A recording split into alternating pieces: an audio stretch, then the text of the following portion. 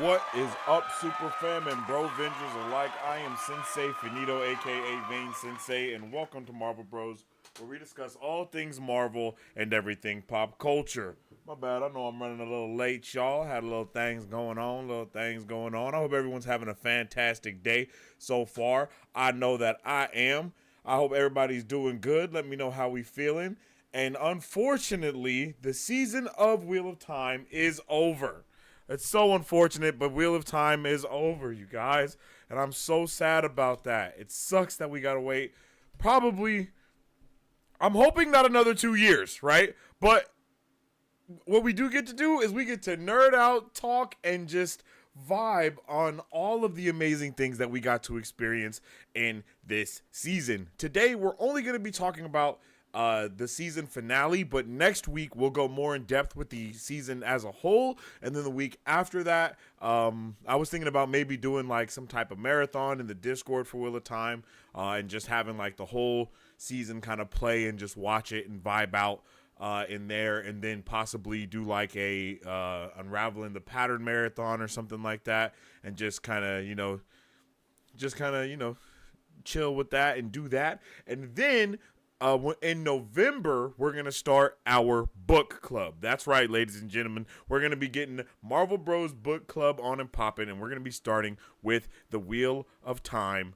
I was going to say season one, book one, Wheel of Time, book one, in November. I think it's November 1st, if I'm not mistaken, when we were looking at the calendar. I think November 1st actually falls on a Wednesday. So Wheelie Wednesday will turn into book club as well, and that's going to be awesome. So I'm really excited for all the vibe things coming in the future, and I hope you guys are too. If you guys haven't already, make sure you drop a like and a share on the stream because it helps out tremendously. And make sure you also follow us on social media at Marvel Bros to stay up to date with all things Marvel and everything pop culture. And, you know, we actually talking a little bit Wheel of Time stuff too, but no Wheel of Time news, more Wheel of Time reviews. You know, I stay away from Wheel of Time news just because I don't want anything spoiled, but I will be starting to talk more about Wheel of Time, especially when we get into book club and stuff, because I'm definitely going to be going to Twitter talking about the things that I feel through the different episodes and all that good stuff. And then you can also follow me on social media at Sensei Finito if you want to stay up to date with all the things that I be doing in my personal life or any of my other content creation accommodations.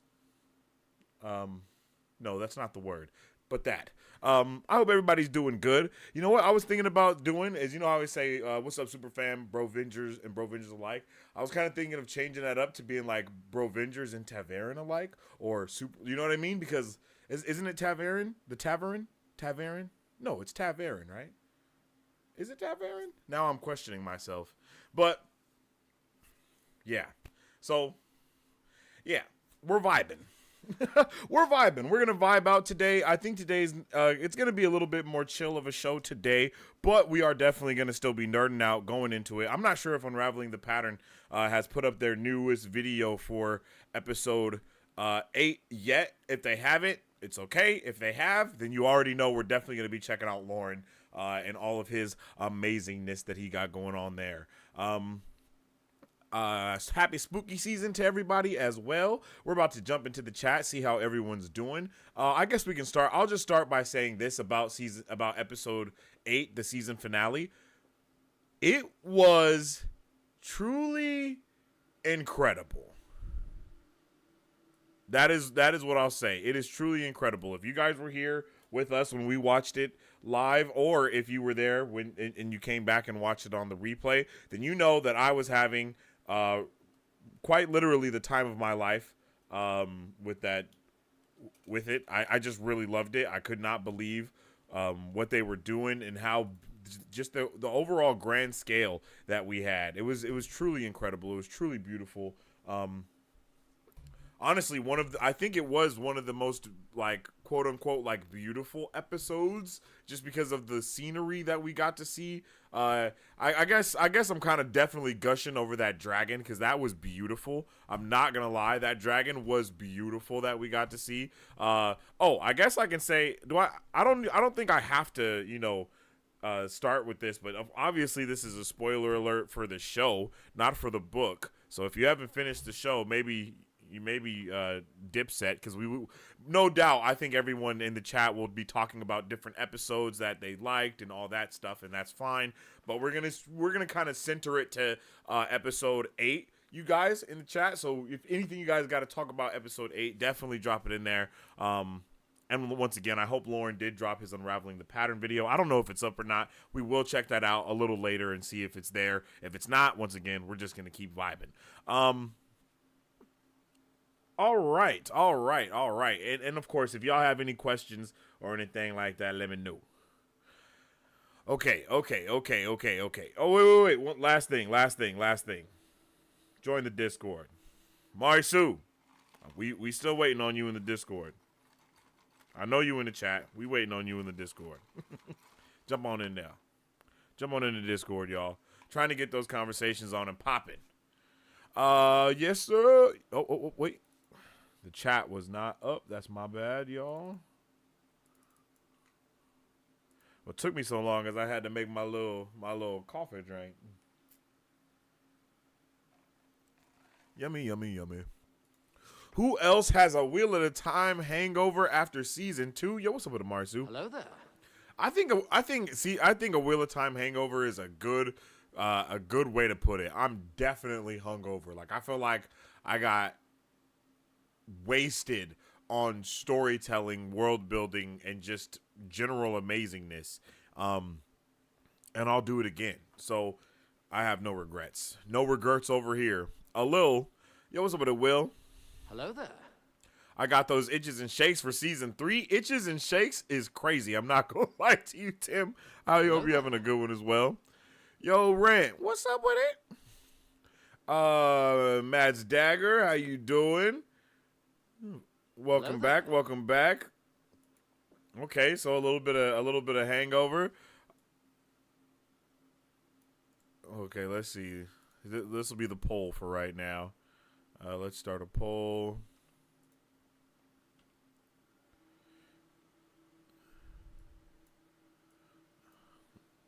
Do you have Wheel of Time hangover after season 2? There we go. Marisu, the first question you ask is automatically being a poll from here on out. I'm just letting you know.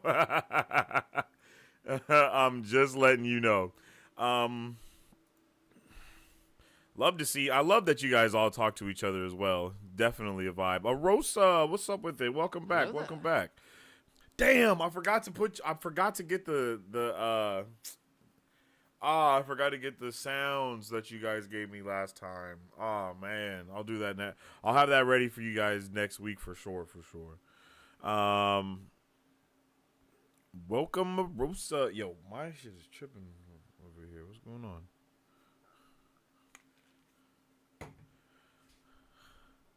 Hey, Randolph Thor, Prince of the Morning and King of the Dawn, who watches over us all. Praise be, Will of the Dragon Reborn.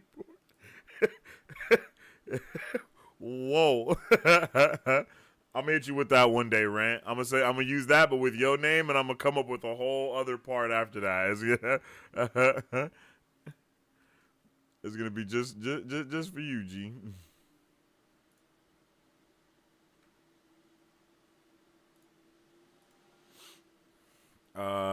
Whoa.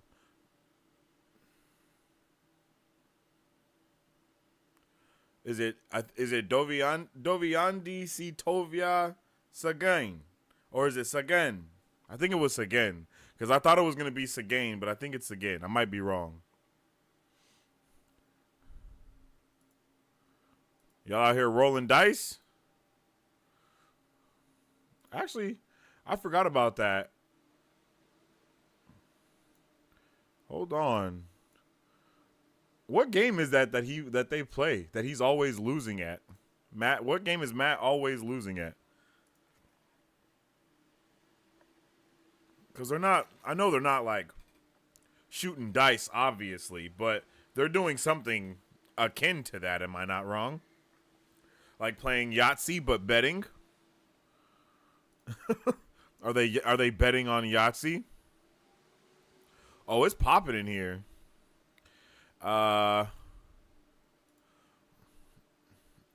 Matt's dagger on a stick. Yo, y'all are wildin'. There are no endings to the Wheel of Time. Facts. Ooh, okay, Marisu. Not if we read, it's never over, and we will be reading. I'm really excited to get to reading. No cap. No cap. Or should I say, truth. All truth. No fiction. Listening to book 5 currently. All right, 2 Rivers.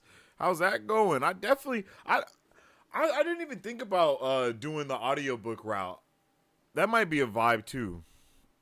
Maybe we can listen to the audiobook in the Discord. Man, we'll see. There are no endings to the rewatchings of the Wheel of Time. A rewatch party is definitely in order.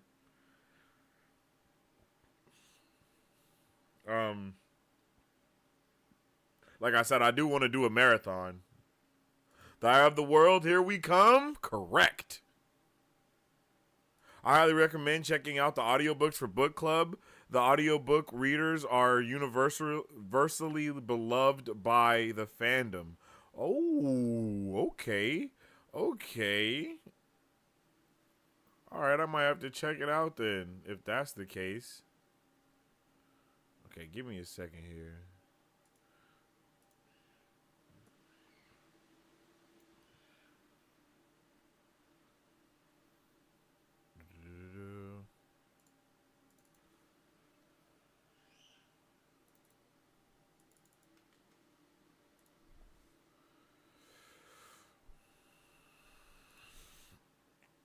I don't know what's going on.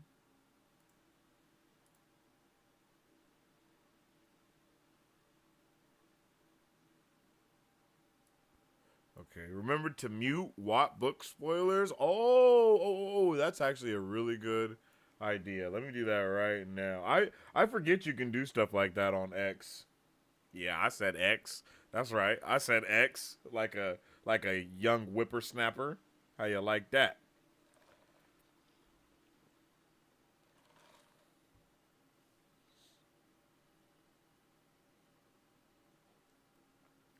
Let's see. Yeah. No. Yeah.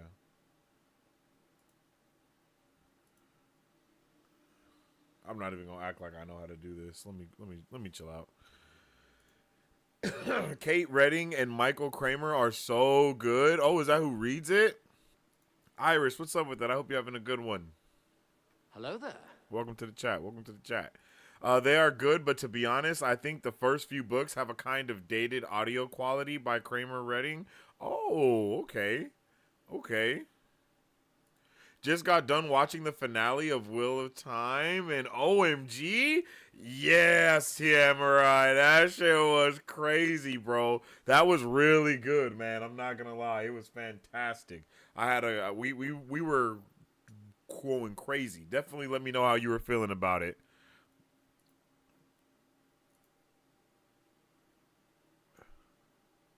You also have the first 3 read by Rosamund Pike, Moiraine herself, out now.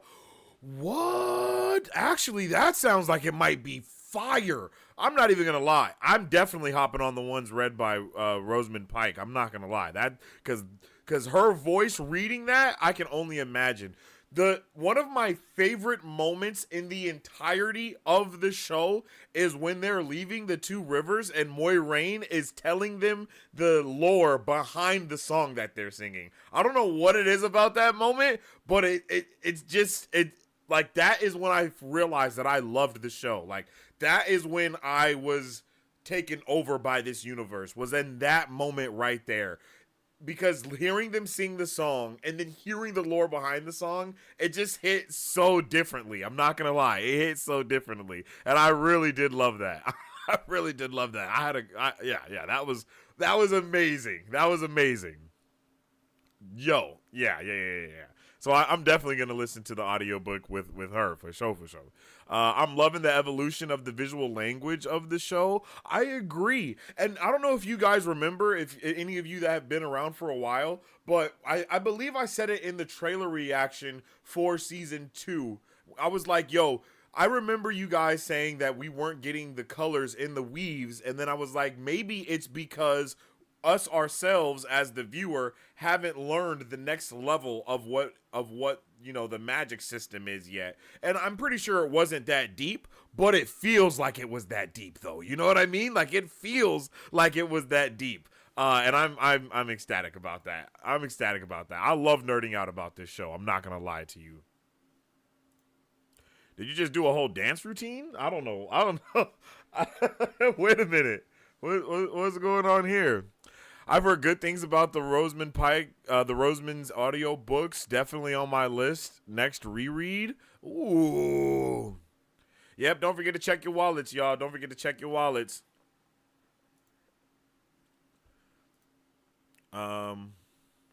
Yo, how do you have so many Yo, I'm gonna have to lower the amount of money on there, because y'all got crazy bucks out here in these streets. Matt's deck. God damn, Matt. Yo, that's crazy. A poll. The man knows his audience. Hey, I know you guys love giving your opinions. What can I say? I'm gonna have to start coming up with questions. Maybe anybody in the Discord, y'all can start helping me out with that, with throwing some poll questions in there.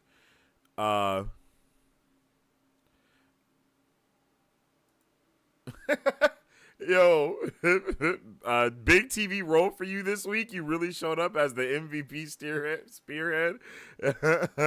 Definitely stepped up in episode 8. I like that. I liked everything they did with Matt in episode 8. Every single thing. Rand has a heck of a time ordering Starbucks with all those titles. Facts. I've been saying Doviandi Satovia Sagain to pump myself up ever since. Yo, I'm gonna have to get that as the soundbite up in here. Then I think it's called Crowns or something. Crowns. Okay. Crowns indeed. There's a couple of different dice games. Doviandi Setovia Sagain or Sagin translates to time to toss the dice. It's a reference to something Julius Caesar said when crossing the Rubicon. Yo, Marisu, are you a history expert? Like you just know so many things. It's kind of insane. It's kind of insane. Let's see.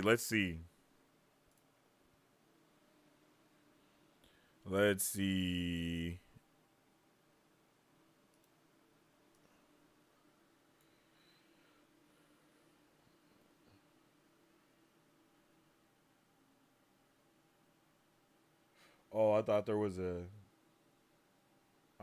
thought there was a dice. Oh, here we go.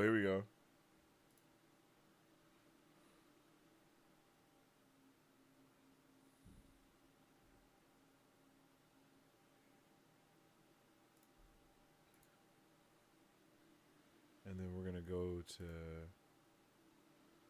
any bets. I don't know what bets y'all might be down for. Here it is. Default.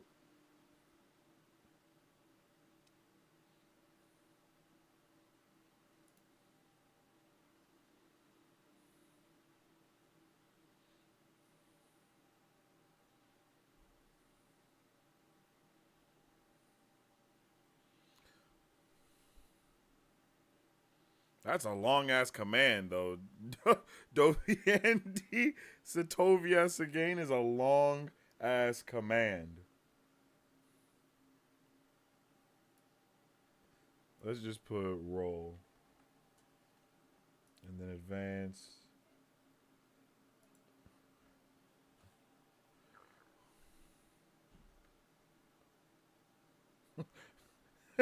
May not be longer than 25 characters. Wait, what? Okay, so it's gonna be just Doviendi Satovia.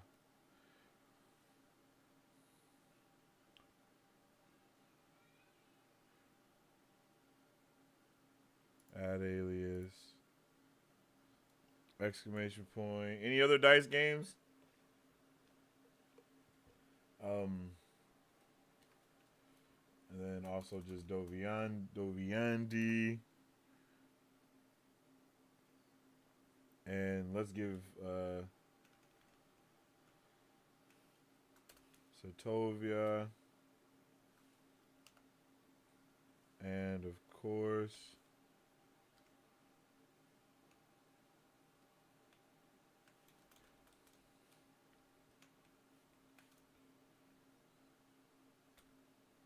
oops. Do they say anything when they win or lose?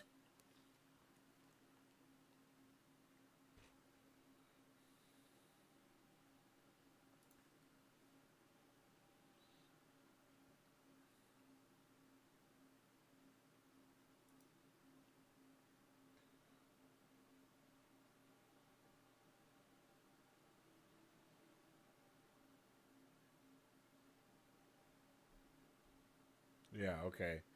Let's see. Confirm.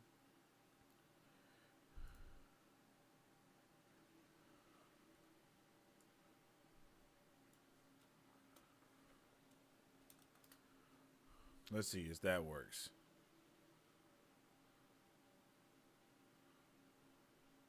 All right. There we go.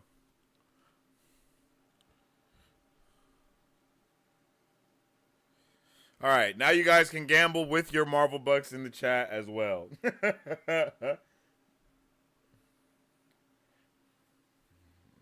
So the tavern is open. Get to gambling if you'd like. Is there a way for me to turn that off and on? No, I don't think so. Oh, wait. Yeah, it's over here. It's over here. Yep. All right. And if y'all have anything better than that, you can also put exclamation point roll, by the way. You don't have to put Doviandi or any of that. You can just put exclamation point roll, and it'll work the same way. All right. My bad. Coroncho Spit is a dice game, whatever that is. That sounds crazy. The audiobooks are how I've read series. So dope. Yeah, I haven't really got into audiobooks yet. I don't know why. I don't know why. It's kind of interesting. Audio reaction chapters are something the channel Nerdy Nightly does, by the way. 1 free a month and $100 commission for each additional reaction. Just to give you some idea of what some do. I don't know what that means. I'm not going to lie. I definitely need a little bit more, what's it called? I need a little bit more insight on what you mean.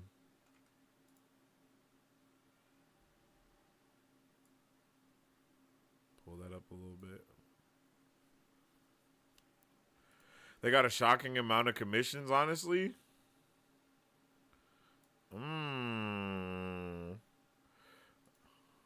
Nerdy Nightly. I switched between Kindle and Audible. Now I'm just listening to Rosamund's narration. They are fantastic. She's done the first 3. Ooh, it's like the acted entire books. Wow. Her audiobooks are definitely on my list. What are plans for book club? Like 1 book per month? I think, if I'm not mistaken, what we talked about was doing 4 chapters a week. 1 book a month is crazy. 4 chapters. I think it was 4 chapters a week, if I'm not mistaken. I think that's what you guys have brought up. I've never done book club before, so I have no idea. So we'll have to iron those details out a little more, and we'll do that the week before book club. So the week before November, I think. If I'm wait, hold on. Let me look at my calendar again. Yeah, so on the 25th, we're going to talk about book club. First rule of book club, you don't talk about book club. But yeah, on the 25th, we'll talk about book club and figure out exactly what we're going to do. You know, how many chapters will go by each and all of that good stuff. And then you guys will be able to join the Discord as well, so we can have a more in-depth conversation too about different things there. And yeah, get it popping. And then, what I do want to do is I do want to have like, member only streams type of vibe, just for like some type of incentives for people to become Taviran here on the channel, or whatever the case we'll call it for the WAP bros. You know what I'm saying? And that way we can possibly do like a full blown like read along live or some shit like that. I definitely want to get into that. I'm not sure what to do yet, because I've never done any reading type of stuff before. Weep for the main Theron. It's been better in the books. What? I don't know what that means. Yo, a non-book reader who loves the weep of man. Oh, that's the speech. Oh, okay. See, I didn't even know that it had a name. Yes, that was. Oh my goodness, I loved that. That was crazy. I literally loved that speech. It just made me, yeah. That was awesome. That's literally what got me like it's time to sink my teeth in. Like, that's how that made me feel. I'm not gonna even pretend. That made me feel, yeah, I was hyped about that for sure.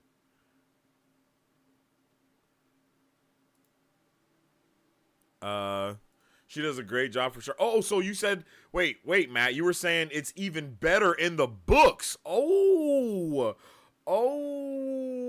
I'm ready. And I'm so ready to hear her read it. Like, I'm gonna be honest. I probably wasn't gonna do the audiobook route before, but knowing that it's Rosamund Pike, I'm 100% going the audiobook route. Even if I'll probably like have the audiobook on and read it, like, because I am that type of person. And I saw somebody say they switch back and forth, and I think that's awesome. I just know that I don't want to get too excited and like go ahead. I love every time Oak Tongue is spoken. Probably won't be in the show, but my personal favorite is Sine Sovia Cabadonde Ein Doviena. Dovienya or Dovienya. Dovienia. That's very possible too. Luck is a horse to ride like any other. She's incredible won an award for Tiao's narration. Tiao. Oh, the end of okay, I got you. I got you. I got you. That's actually Rosamund Pike's favorite scene from the books. The book version of telling the story of Main Theron. Really? Yo, that literally, like, yeah, I love that. Marisu, you come through with the crazy knowledge all the time. Rosamund Pike won an Audie for the Eye of the World. That's crazy. Dang, how far behind the stream? There seems to be a huge delay. Is there? If there's a delay, you guys might just need to hit refresh on your streamy weemy. Rosamund Pike is nothing if not committed. Please don't turn it down. I'm broke. I'm just a Wheel of Time expert. I never knew that Julius Caesar reference. Facts. Caesar was a big gambler. Gamble didn't pay off too well for him in the end. Nah, Rant, that's crazy. That's actually crazy. That's actually insane. Caesar rolled the Dark One's eyes on Friend, though. Nah. Yeah, Julius Caesar had a bad run whoa. He had a bad run in with some of the daggers. Nah, you're wild. Y'all are crazy. Et tu ma trim. I have a Jordan Con dice, Cup of Crowns dice. Ooh. Can I transfer 100 Marvel bucks to each member of chat? Yeah, you can do exclamation point give. And then you got to at the person, if I'm not mistaken. Exclamation point give at, let's see, Rant Elmore 1. I think that's the way that you have to do it. Vini Vidi Vitoria Sagain. That was a really bad forced what Julius Caesar pun. I apologize. Yo, y'all are going crazy with the puns. It's all old tongue to me. The YouTube channel Nightly Nerdy reaction videos to audiobook chapters. Discord members vote on a free reaction that goes out to Patreon members. See, that's kind of something that I want to vibe with and do as well. But I thought you guys said that reacting to the audiobook isn't possible. Maybe I misunderstood what you were saying. I may have misunderstood. 4 chapters a week sounds good. Yeah, but I don't know how many chapters there are. I don't know how long chapters are, all those things. But I remember 4 chapters a week being kind of the consensus of what I think we agreed on. I might be wrong. They also will react to additional chapters for $100 per commission chapter. That's a lot of money, yo. Don't tempt me. I'll mess around and make a second channel out here and call it Watt Bros. No cap. I think the details are more about how much you can read in a week/month. Okay. As in, like, they read 10 chapters per week, once per book. They listen to one of those chapters via audiobook.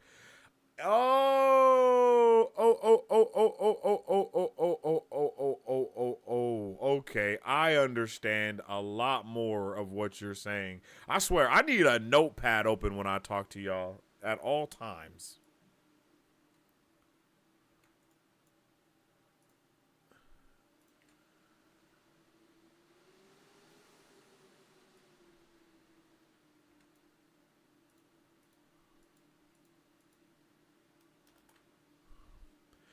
If I didn't explain it that well, I would just tell you in Discord later. You explained it pretty well, but I'll also need you to explain it again on Discord. Weep for Main Theron is a story you could tell someone on the elevator and it would make them cry. Damn.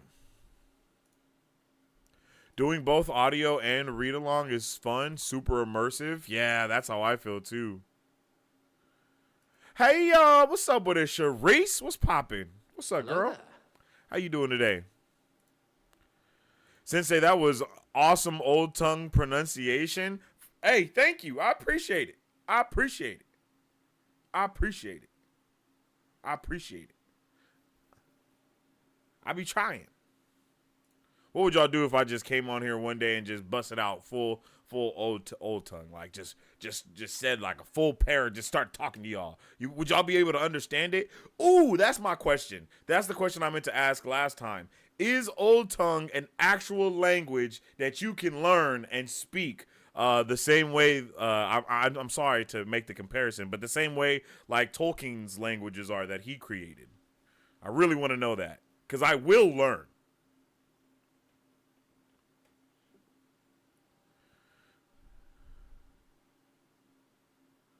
Okay, did it work? Yeah, okay, it worked when I did it. Did it work when you did it? 4,000.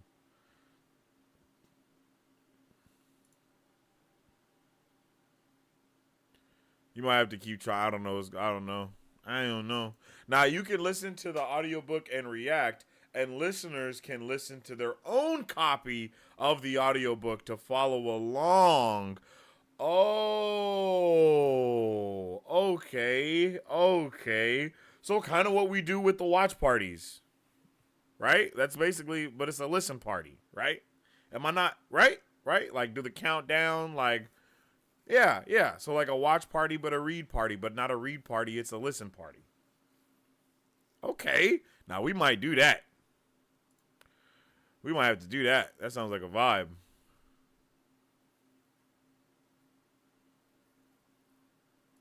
Don't have to react to every chapter, though, of course. Just the exciting ones. Yeah, I'll definitely have to do that. 3 Girl Flowers Power. Don't know what that's... I don't know what you're talking about. Wheel of Time chapters can vary widely in length. I think Nerdy Nightly's cutoffs worked pretty good if you ever need a guide.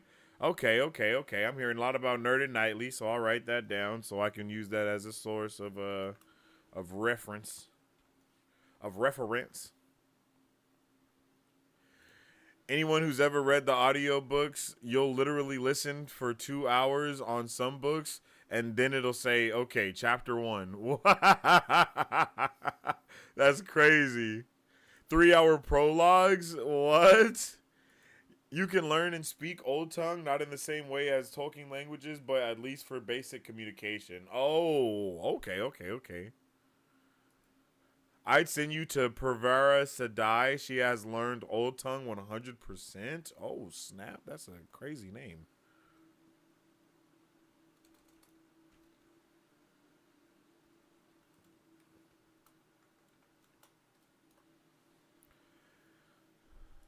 That's how I felt during the Nynaeve opening scene in season 2. I thought I'd gone to a new episode by the time the opening came up. Yeah, I agree. That was a crazy open. You can speak Old Tongue, but not really. It would just be English with a filter on it. It's not like Tolkien where it's a full language. Oh, okay. There's a huge vocabulary for Old Tongue, but there's no real grammar for it, so I wouldn't call it a language. Oh, okay, I feel that. No, I actually understand what you're saying, though. I feel like with the show, the Old Tongue language is expanding. They're definitely hitting it in the show. The vocab is expanded, but it's still kind of just English with a letter filter on it. Oh, I think I understand what you're saying. Pavara is the GOAT. Took her Old Tongue workshop at WatCon this year. Yo, y'all be going to WatCon. You might see me there. Wait, where is it at? Where's WatCon at? I know it's different places.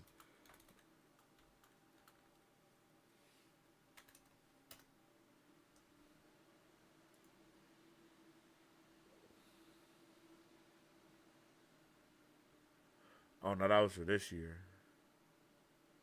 Is it expensive to go to? Oh, that's right. It was in Dublin. Right? Am I right about that?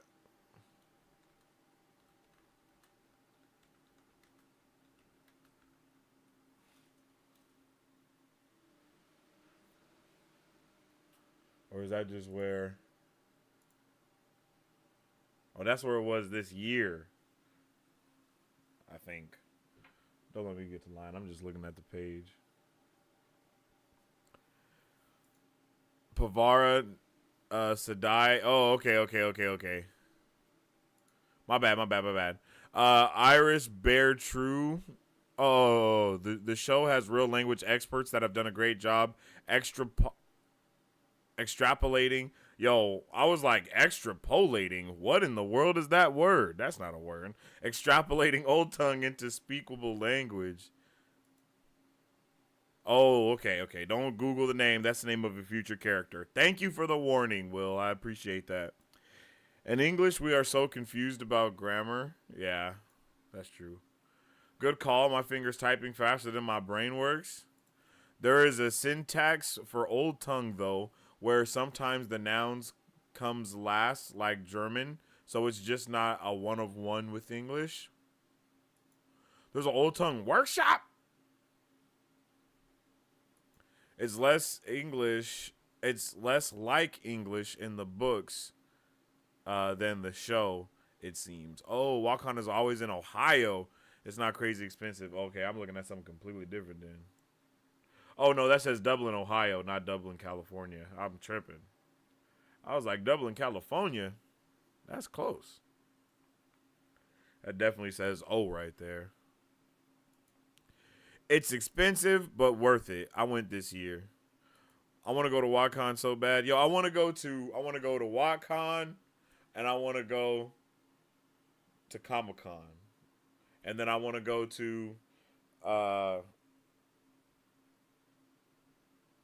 what is it called? I think it's called BlurredCon, but I don't know if that's the right one that I'm thinking of. It's either BlurredCon or the one that RDC World puts on. I want to go to that one too. I want to go to all three of those ones. For sure. WatCon is in Columbus, Ohio in July. Made a mistake and drove. Next time I'll fly. Ooh. I always got the impression Old Tongue was a mix of Spanish and Japanese. To me, from just like reading it, it gives me those German vibes that someone just said that someone was talking about earlier. And then it also like the reason why when I'm reading it, I'm like just like it does give Spanish vibes too, because I'm thinking of how other languages sound when you speak them, and so I'm like, okay, how would this be? Like, how would you pronounce this? You know what I mean? And so it does have, so it's like German, Spanish, and like Greek. It's like German, Spanish, and like Greek all mixed together. And I like that. There's one that's normally in Georgia State. Oh, okay. Wacom also has a virtual membership. That is fantastic. I haven't gone, but I saw most of their panels with the virtual membership. Ooh. That sounds dope. They probably don't let you stream that though if you do that, because I would definitely stream that shit if you could. But you probably gotta, because you gotta buy a ticket, all of that, so you can't. So it makes sense that you technically wouldn't be able to stream it. That makes sense.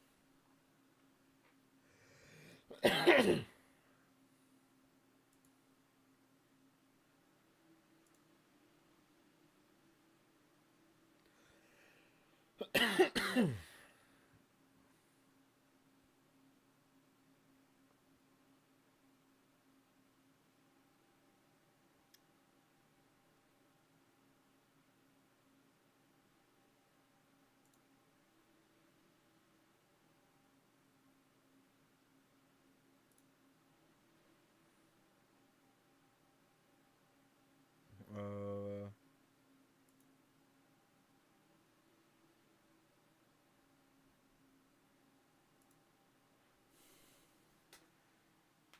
oh, yo. So, let me see if Lauren has put out a new Unraveling the Pattern or not, because that will dictate what happens next. Nope, not yet. Oh wait, yes it is. Here we go. Oh no, that's just the preview Unraveled. Never mind. And then this is episode 7. This is his finale reaction and review,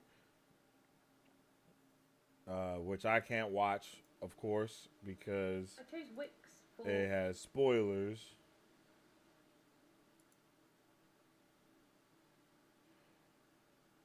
Okay, he said this video does contain some minor book spoilers related to things through book 4, The Shadow Rising, but only a few things mentioned by name only. The review is mostly spoiler free, other than a few terms and very minor mentions of things that happen a bit later in the story. Nothing that will ruin plot details. I don't know. I'm a little nervous about that. I'm not gonna lie. Yeah, I'm a little nervous. About that. I'm not gonna touch that one.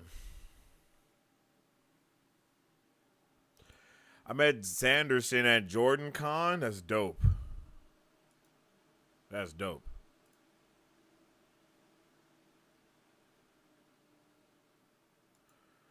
With just a few strokes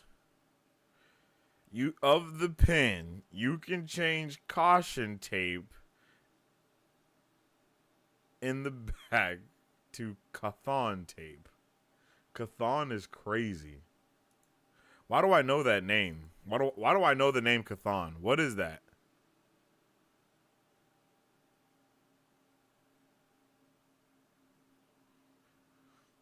What is that? Who are Kate and Michael? Who are these people? Who are these people you speak of? Who are these people? In my Patrick voice. I can't wait till you can react to Lesby Nerdy. Whoa, was not ready for that. Lesby Nerdy is crazy.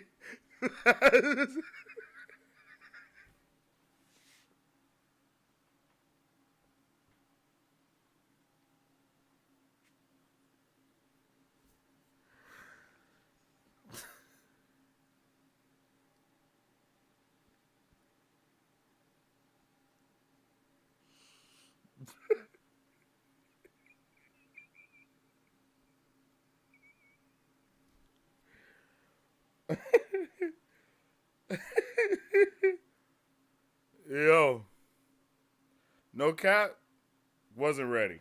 I just wasn't ready for Let's Be Nerdy, okay? I don't know if that I don't know if that double entendre is purposeful, because I'm assuming it is.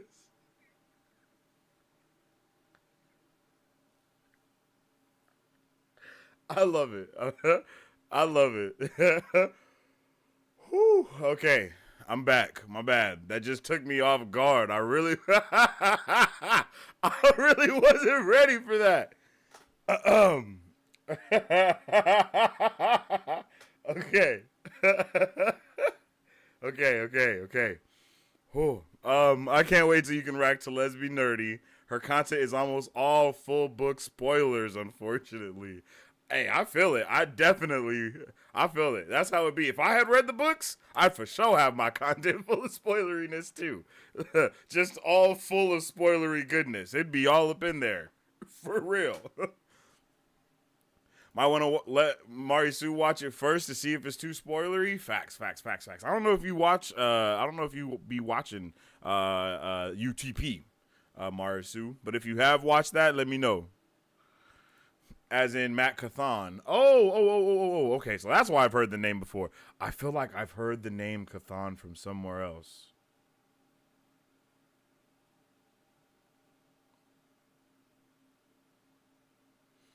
Isn't Cathon connected to the Scarlet Witch, or am I tripping? Scarlet Witch, Cathon.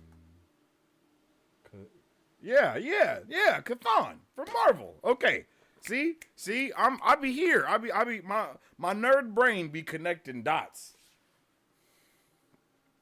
Yeah. Cathon is the person that's connected to Scarlet Witch that makes her be the Marvel nerd brain was like, nah, you know this name for a different reason. It's Matt's last name. I had no idea. I didn't know he had a last name. Does everybody have a last name? Do all of them have last names? Wait. Is Randolph Thor not the only one? Sounds familiar. That name sounds mad. I knew it sounded mad familiar. Kate and Michael are the voice actors on the audiobooks. Oh, I think you guys said their names earlier. Cathun is in World of Warcraft and other nerd stuff. Okay, so that is like a nerdy name, right? Like, it is in a lot of nerd-adjacent content. Making you lose your composure is my favorite thing. You do it well, Marisu. Hats off to you, because you like that. You say stuff so nonchalantly that I just never know I just never know what's gonna be next. Yo, I never know. It does mean what you think it means. Nerds love a pun. It is purposeful. Cathon is the one who made the Darkhold. That's it. Cathon is the one that made the Darkhold. See, I knew it was connected to Scarlet Witch and the chaos magic and all of that. I was like, yo, this name Cathon. That's just, man, I've heard it a lot. Interesting interesting name to give Matt as well, because I feel like the name Cathon is always connected to something a little bit darker. So maybe down to his name is foreshadowing, because if you think about Randall Thor, like a lot of maybe their names are very foreshadowing as to who they are as their characters. Interesting.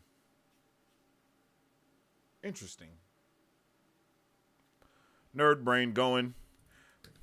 Pull out the red yarn and give me my murder board. Bring me my mortar bird. Yeah. His answer is in chat already. Ready. Yo, I am like getting. Either y'all are commenting in waves at the same time, or my chat is not keeping up. I feel like everybody's typing and pressing enter at the same time. Maybe I'm tripping. Nynaeve Almira, Perrin Ibarra, Egwene Alvir, his name is Matrim Cathon, Rand al'Thor. Alan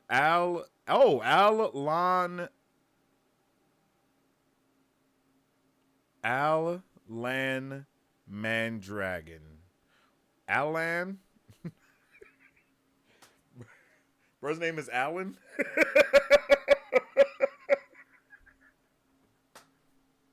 Bro's name is Alan? That's crazy. Moiraine Damodred. I knew Moiraine's name. I think I remember Egwene. I don't think I knew Nynaeve had one, but I remember a Bara from someone. Which is crazy because Ibarra is actually Ibarra is a Spanish last name. Just circling it back to that.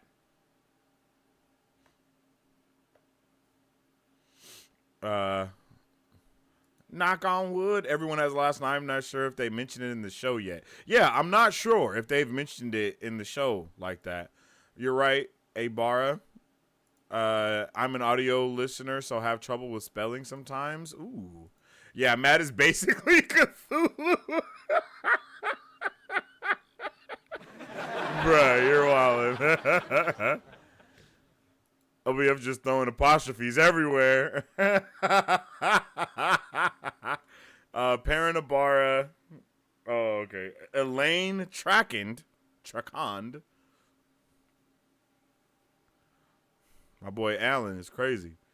The foreshadowing is all mixed up. Rand has lightning, but Perrin has the hammer. You never know.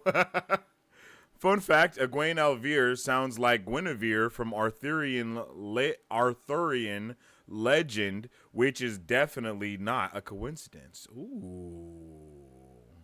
I like that. Why is it... Okay. So... I'm not a history buff, so I need an answer to this. Is it called Arthurian because it's the King Arthur era? Because I've heard a lot of people say Arthurian, and I don't think I ever made the connection to it being about connected to King Arthur for some reason. Like, what the hell? But the only reason I understood it just now is because I remember you guys telling me someone else was connected to like the King Arthur story. Oh yeah, Rand's dad, right? Is it Rand's dad or his stepdaddy? His adopted daddy? His farm daddy? Ram's farm daddy? That sounds kind of wild, doesn't it? Ooh, my bad. Hold on. Roll back. No farm daddy. Yeah, my bad. That sounds spicy. I don't know what's going on. But yeah. But no, I don't know why I didn't know that. I don't know. Maybe I just didn't pay attention in school. Nah, my school was just bad. My school was just bad. So, is Arthurian a time period, or is it like just is it all of the huge myths that are surrounded around King Arthur?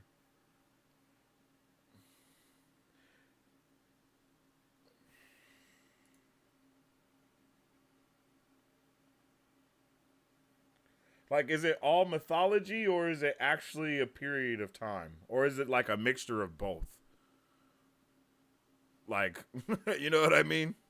Lesby Nerdy is great, but yeah, mostly full of book spoilers. Has done some non-spoiler stuff with EDN, for example. Oh, I like EDN. To be fair, that Al is an honorific for Lan. Yo, y'all dropping. You book readers are dropping mad terminology on me right now. Y'all got my Google on fire, bro. Honorific.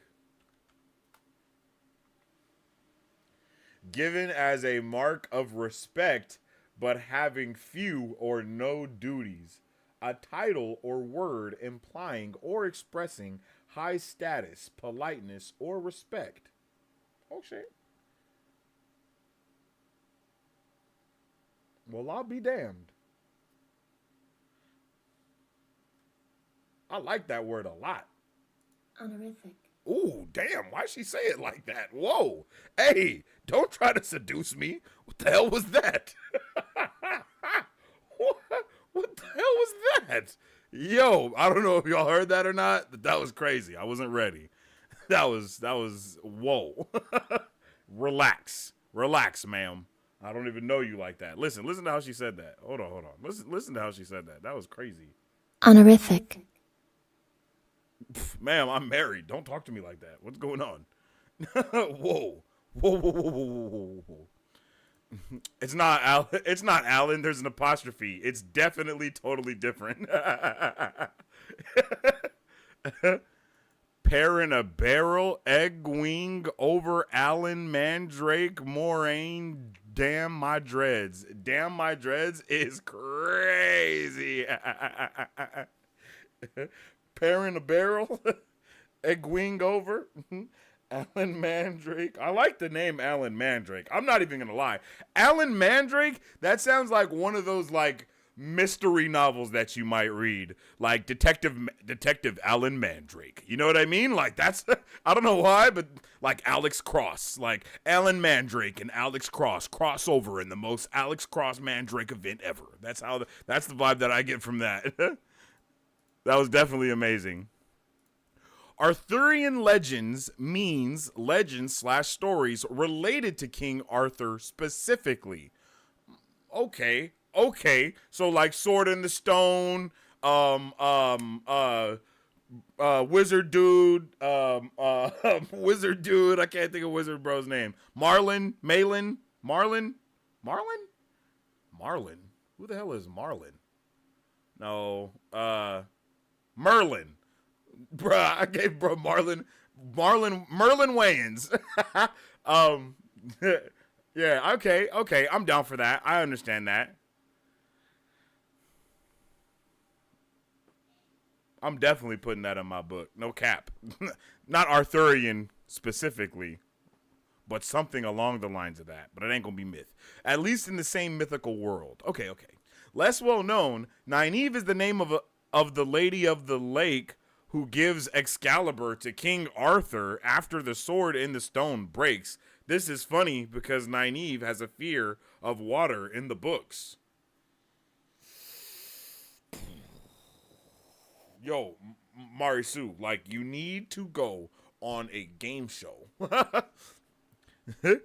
Just wait. We gonna have some Wheel of Time trivia at least after I finish book 1. That's insane. So my boy Robert Jordan loved him some Arthurian legend. I don't know why I turned country as hell just now. Nynaeve is also a reference to the Lady of the Lake. Nynaeve in Arthurian, it's Arthurian everywhere. It's Arthurian everywhere in Wheel of Time. The Amerlin seat is a Merlin seat. Whoa! So my guy was just like, what is it called when you put words together?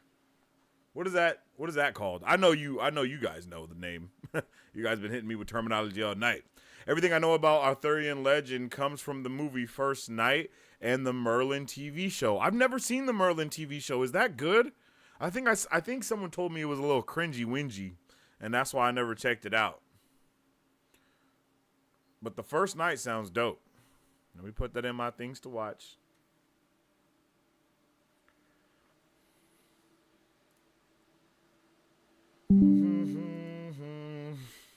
Merlin, and was the other one a movie?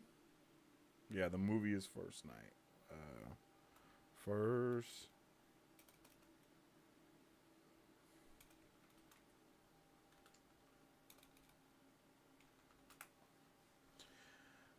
The out part is basically a title for land. My bad. But just part of some last names in 2 rivers. Makes sense. And of course, Arthur Hawking Pendragon is a direct reference to King Arthur and his Pendragons. Yeah, I got you. Arthur. Oh, you guys aren't talking about the beloved childhood cartoon hero Arthur Aardvark? Yeah. Oh, that's also a good Arthur. Facts.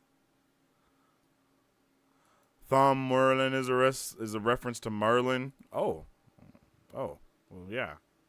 Merlin. Merlin, where are you from? Merlin. Whenever I hear Alan, I think of that character from Jurassic Park. What? I don't know. I don't know who that is. I'd read an Alan Mandrake and Alex crossover, right? Tell me that doesn't sound fire. Merlin, the OG Gandalf. Facts. Merlin could be several characters, to be honest. I agree. Put some respect on Arthur Conan Doyle, created of Sherlock Holmes. Oh, okay. Watson is the true hero. Watt has Arthurian stuff, but also everything else too. Yeah, that's kind of what I thought. Putting words together is called a portment. Whoa, hold on. Let's have homegirl moan it again. Portmanteau. That doesn't sound real. Portmanteau. Portmanteau. Portmanteau. Portmanteau. Portmanteau. All right. Arthurian legend was one leg of the tripod of main themes inspiration that RJ drew from. Tolkien is another. Oh, okay. That's dope. All the characters are King Arthur and Jesus and Odin and everyone else at the same time. Yeah, I dig that. I think Merlin show is great, but probably dated now. It's like a YA story. Oh. To be fair, RJ drew from all kinds of myths, legends from all over the world in all times periods. Okay, I like that. That's the way to do it. The Aiel alone are Native American, Zulu, and Irish alone. Jesus, that's crazy. That's dope. I like that. I like that a lot. Because I mean, hey, that's the vibe. That's what you got to do, right? I mean, it makes sense. It makes sense. It makes sense to take all of the to take inspiration from the things that are fantastic, that are great, that have kind of paved the way when it comes to storytelling or whatever the hell else, you know? And that's amazing. Like, I truly feel like, I think I've said this multiple times, but I do feel like Wheel of Time is like that last piece of my nerd puzzle that I was just aching for. And I'm very excited to have it now. I am very excited to have it and be a part of this fandom, even if I am a wee lad in the fandom. Yeah, my chat is tripping. I keep getting like 1,000 chats at one time. Also, Bedouin. That's not how you pronounce that. Yeah, I was like, portmanteau? That definitely doesn't sound right, yo. Or in this case, portmanteau. Yo. Portmanteau. The Google voice is never wrong. Or damn, beat me to it. If she talks about ports and fish, she might be Swan. She might be Swan. Yo, y'all be quick with the jokes. How do I say Kyrian? Kyron. I keep messing this up. Every time I look at that word, it makes my brain go on to fritz. Because I want to say Kyrian. But I don't know if Kyrian is correct. I feel like that's not correct. I feel like it's like care or something. But I keep wanting to say Kai. Maybe if it was a K, it would be Kai. The Kyrian or the Carian culture is actually a fusion of French and Japanese. Oh, I can totally see that. Yeah, I like that. I like that a lot.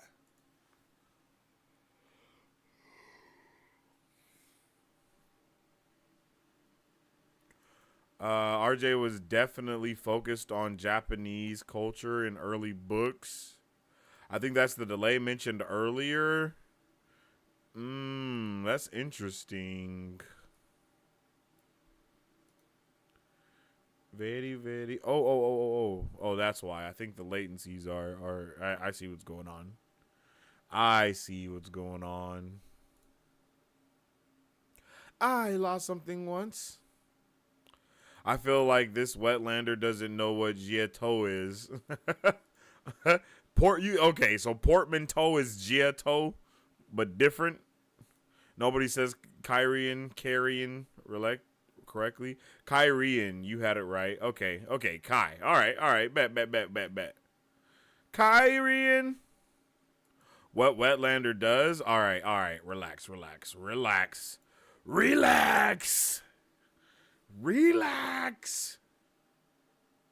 You guys just think you're funny, huh? In the books, men have to shave their heads, but in the show, Moiraine's dress is kind of fusion. What?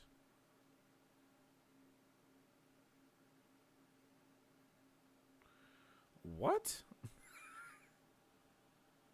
Like in the books, the men shave their heads, but in the show, Moiraine's dress is kind of a fusion in season 2. Bro, what? Somebody check on Will. Somebody check on Will. They might be passing out.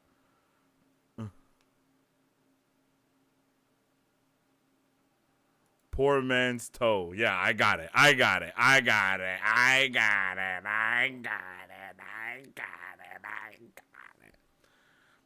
Ah, Mudge G for picking up on the toe reference. Yeah, I gotcha.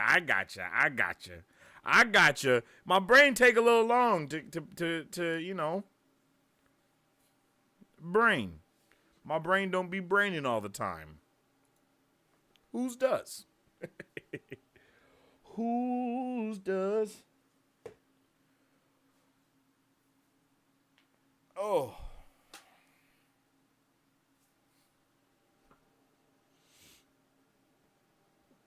The costumers up for the show are so great.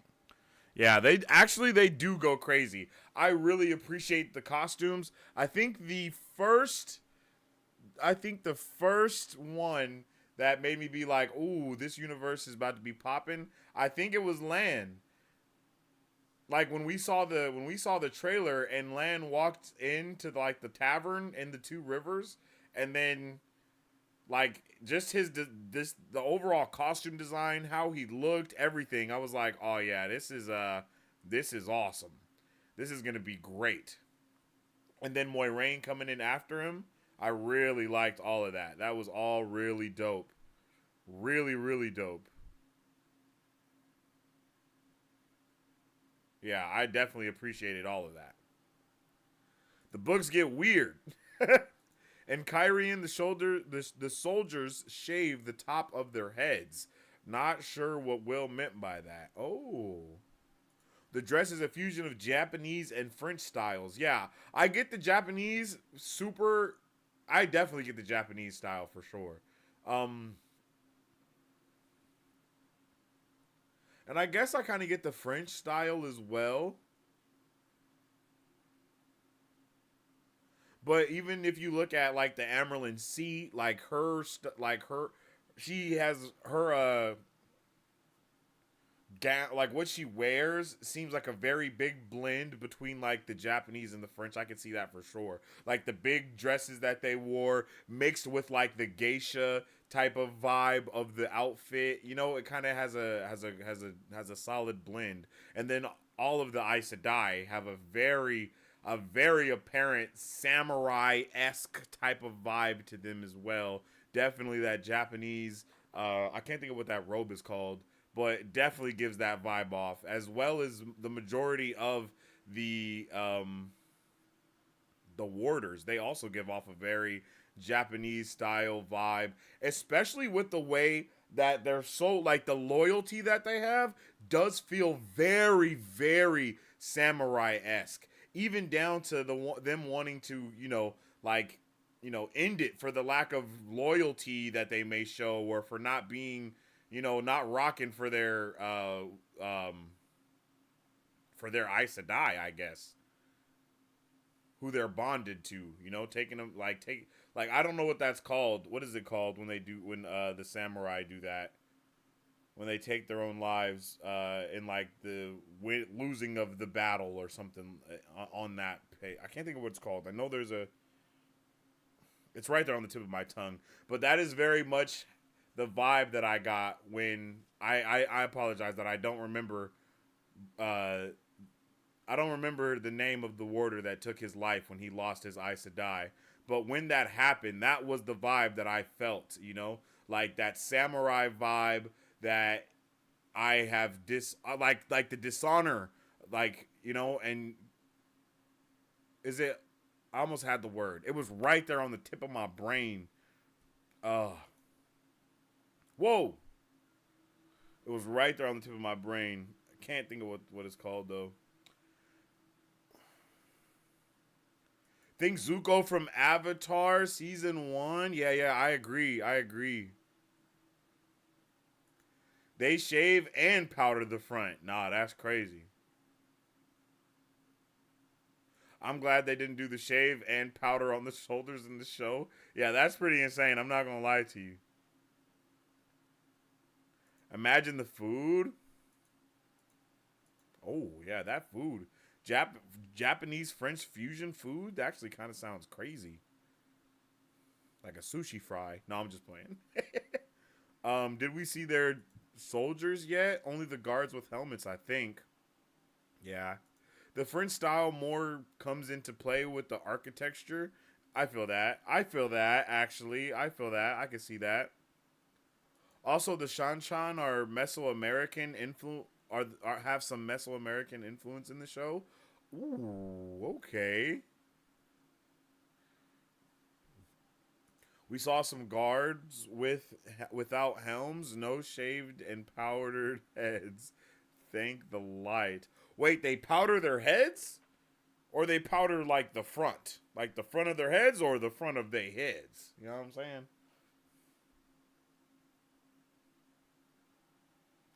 Thank the light. Seriously, thank the light for that. Seppuku, yeah. Commit, bruh, definitely seppuku.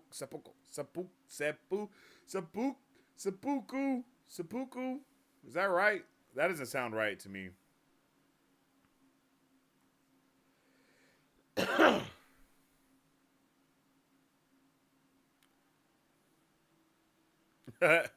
It's right there on the tip of your chat window too. Nah, that's crazy.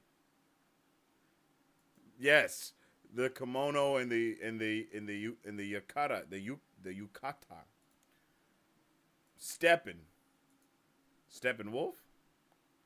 Front of their upper heads. All right. Thank you. Because I was definitely like, wait a minute. I was like, hold up. What is we talking about here? What is they powdering? Powder in the front is crazy. I purposely never envisioned their hair in the books. Oh, damn. He was like, nah, I don't want to see none of that. Powdered heads is actually crazy, though. Like, why the hell did they do that? Was it so their helmet didn't chafe? Nobody wants a chafing helmet.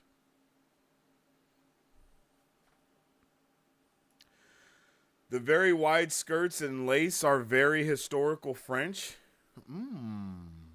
Seppuku. Okay, thank you. I couldn't stop imagining their hair when reading. Yo, why is it powdered? I need answers, Sway. Somebody give me the answer to why they had powdered heads.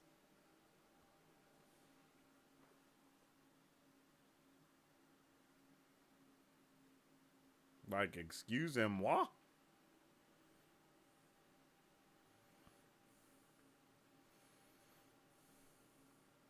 Some Kyrian women's hair is described as a beehive, and nah. What?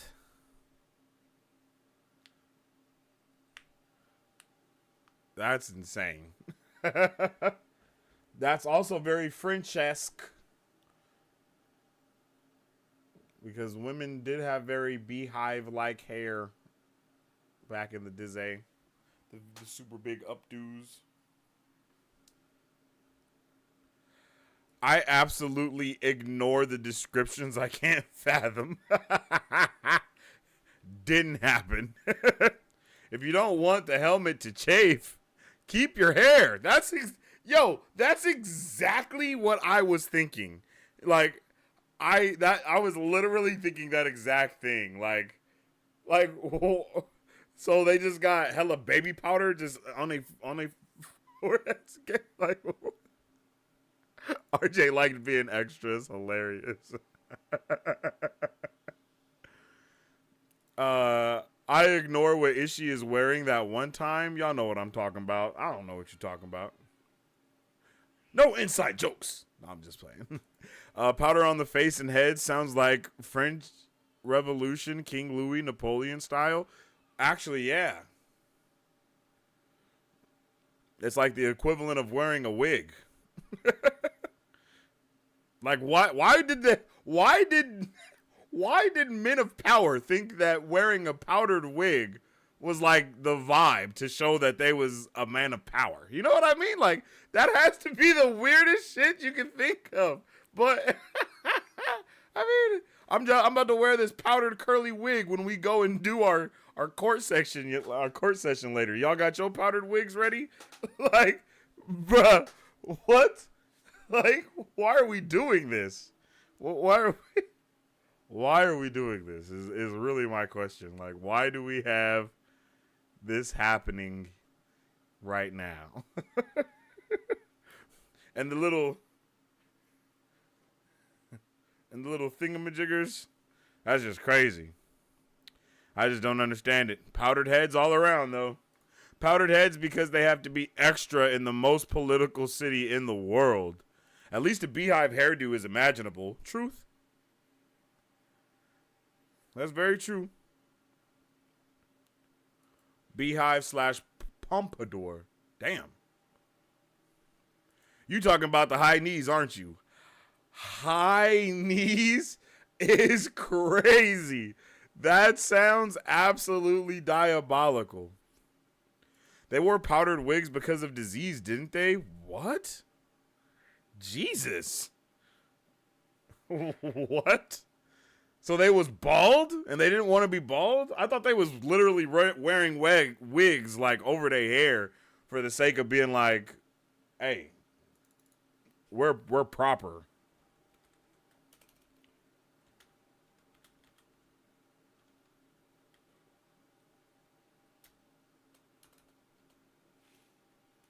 Why did men wear wigs in the 1700s? People of all social classes wore wigs besides fashion and covering up hair loss, lesions, and scarring.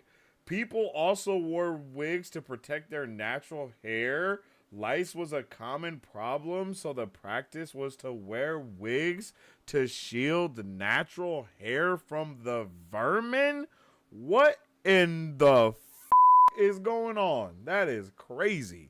I wish I didn't know that. I wish I didn't know that. Like, what the high knees is crazy, yo. It's not really a spoiler issue. Wears high knee boots.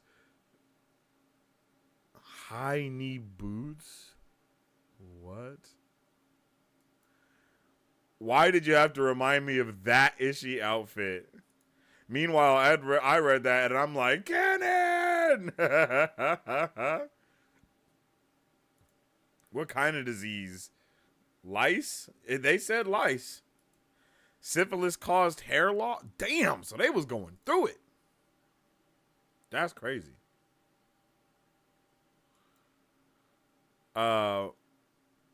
Marsu, excuse me. That's thigh highs. Nah. The thigh highs are crazy. No. Yo, don't tell me Ishii was out there with the Patrick stripper boots on. Y'all know exactly what I'm talking about too. I try to forget that outfit, but I can't because why is she? Don't go be a lawyer in England even now if you hate those wigs. Nah, there's no way they still wear those wigs now, right? Like that's not bro. There's no way that lawyers wear those wigs in England. G, there's nothing. There's no way you're gonna let me be. No way, Wander. I don't believe it, Wander. I don't believe it. If she wanted to slay as a treat, let the man be an icon. Yo, that's crazy. The live censoring, yo, I just wasn't ready, yo. Dang, I wish I thought of wigs for my kids back in the day. Love Lanfear's thigh high boots in the show. Hey, y'all was gushing over Lanfear. It was crazy. Someone in the Dark Friends social had a high need outfit on. Yo, that's crazy. That's actually insane. They still do. No, they don't. There's no way. There's no way. There's no way, bro. There's no way, yo. There is no way. The real question is, will Graindol's outfit be book accurate? Graindol. Why do I remember that name? Graindol. Is that one of the Forsaken? Is one of the Forsaken Graindol? I feel like they said that. I feel like Lanfear and damn, what is Bug Girl's name? What is Spider Girl's name? Huh? What was the Spider Friend's name?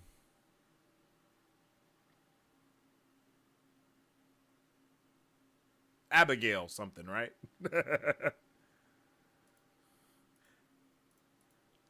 Yep. English baristas still wear those wigs? Yo.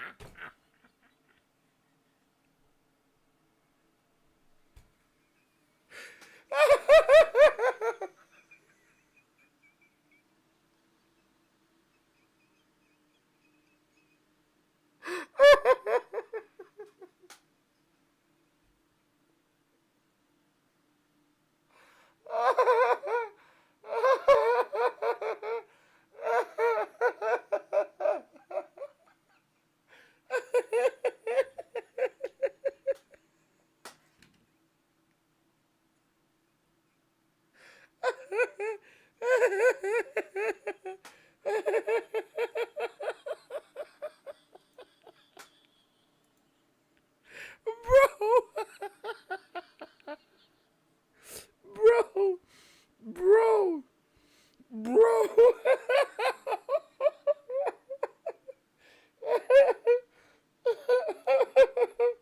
Oh shit, I'm crying. Oh. Ooh. Ooh.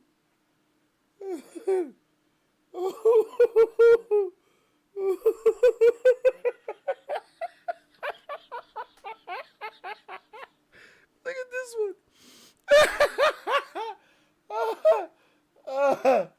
Oh. Yo. Oh shit. Whoo. Oh. Oh. Oh shit. Look at this, like bro, how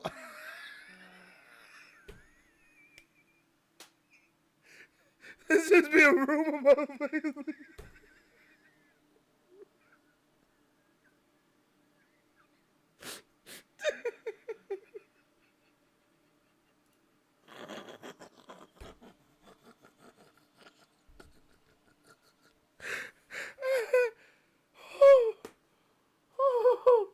Okay. Okay. All right. Yo, I'm about to buy one of these. Yo, what would y'all do if I pulled up with this? Oh my goodness. Bruh, this is insane, right? Like, this is crazy. This is crazy. Why do they still do this? Why do they still do this? What's the purpose? Oh, bruh. Yo, y'all been killing me today. I'm not gonna lie. I wasn't prepared for this, bro. If someone would have told, bro, if someone would have told me that people still wear these wigs, I 100% would have been like, "You're a liar. You're a dirty liar. How dare you lie to my face?" Whew. Man. I gotta close this because I can't even focus because these people are looking at me with these wigs on. I can't focus. Get this off of my screen. Thank you. Okay. My bad, y'all. I'm back. I'm hot, but I'm back. Oh, man. Whoa. I'm about to tell everyone I know.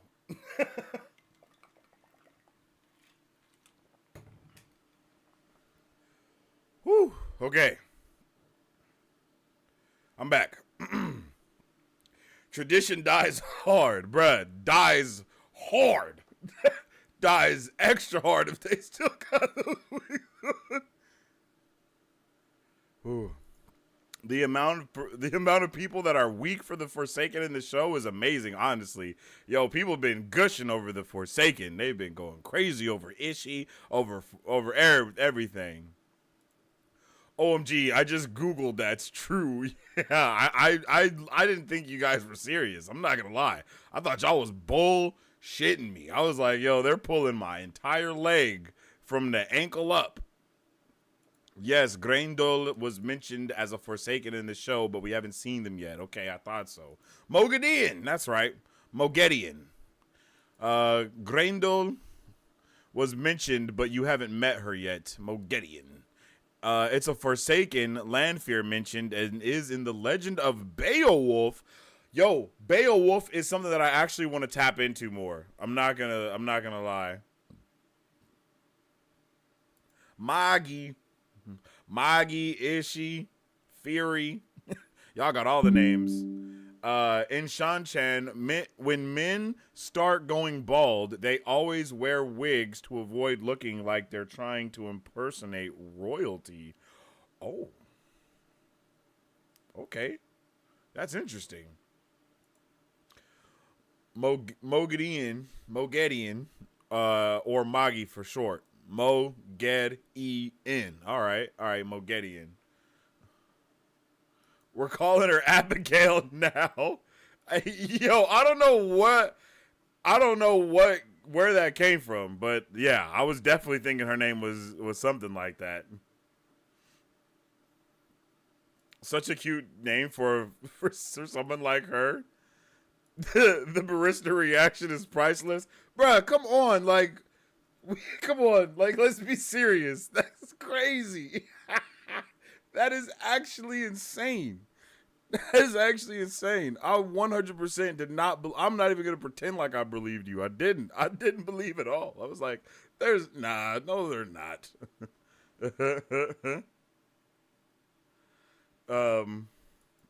Moghedien is another word that nobody says correctly, even the narrators. I told you. Yeah, you told me, Wander. Yeah, you told me, Wander. I don't have to wonder anymore because, Wander, you have let me know. Yo. Grendel was my Forsaken in the books. Let's all just agree to say Magi and avoid the pronunciation wars. I like Grendel. I think we broke him. Yeah, that was too much. I wasn't prepared at all. Magi might be my favorite Forsaken. Oh. Fictional country, burn it to the ground and start over. There was a statue version of Grendel, season 1, and she was well proportioned, I would say. Hey, yo, Quee, what's going on? My favorite is the general. I know a few like him though. It is pretty insane that they still wear the wigs. That's crazy. Like no cap. OMG, we have season 2 concept art. Ooh. I would Google it, but I'm scared. It's tradition. We can't stop now. We definitely can. We can stop quickly. Like, really fast, actually. It's not hard. Imagine how silly our clothes would look to someone from centuries ago. Yeah, they would be like, look at this guy. He has on pants. He has on these jeans. Look at this weird coarse material. What is he wearing? I just I don't think like I don't know. I don't know. What Hey, okay, I know what it is. Think about it like this, right? It's like those big red Astro Boy boots that were super popular that everyone was buying, and they were all over TikTok and social media, and everybody was buying those big ass red Astro Boy boots. Like, imagine wearing those and going to court and you see the dude that's defending you wearing those boots. You're like, shit, I'm going to jail. Like, it's over. There's nothing there's nothing good here. It's over for me. I'm losing the lawsuit. Like imagine red boots and like the 1970s basketball shorts, and that's just your lawyer. Like, that's insane. All this laughter is making my cat meow. Interesting. The concept art is so fire. To be fair, that was pretty much your reaction just now. Wait. What? I'm confused. I don't know. We need to get a wig like that for Rand. I did tell you and you did call it a lie. Yes, I know. And I agree. I still stand by that. Maybe Rand just needs powder. There was a random Beowulf movie where Angelina Jolie played Grendel. And like, I want her for the show too. Ooh. They'd be like, OMG, they're showing their knees. Exactly. Concept art, in case you want the links. Yeah, let me see the concept art for the link, please. OMG, knees. What are you, a child? Look at those knees. The high knees earlier killed me. Bro, I just keep seeing that wig in my head, and it's just like burned into my memory. those leggings, those pictures are burned into my memory, bro. That's just crazy. I was just crazy.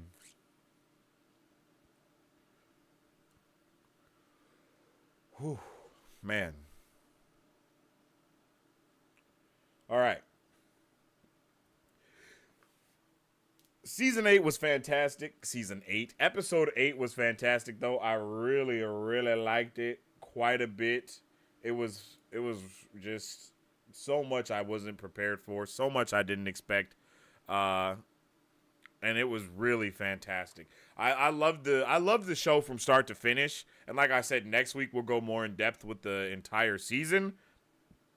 But episode 8 was crazy. I wasn't expecting for it to be such a jam-packed, jamboree from the beginning to the end of the episode. And it actually did a really good job of starting, not slow, but starting off. It continued the growth.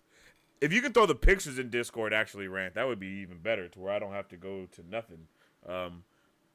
But, I just really appreciated those things going. I just really appreciated what they went for with this season, because every ounce of the show got better, of that episode. It got better from start to finish, whether we were with Rand or whether we was with Matt, and then being able to see every character and every moving part of the wheel kind of start like getting closer together, and then kind of form the entire cog to make things continue to roll. I really appreciated that like so much. It did so much for me.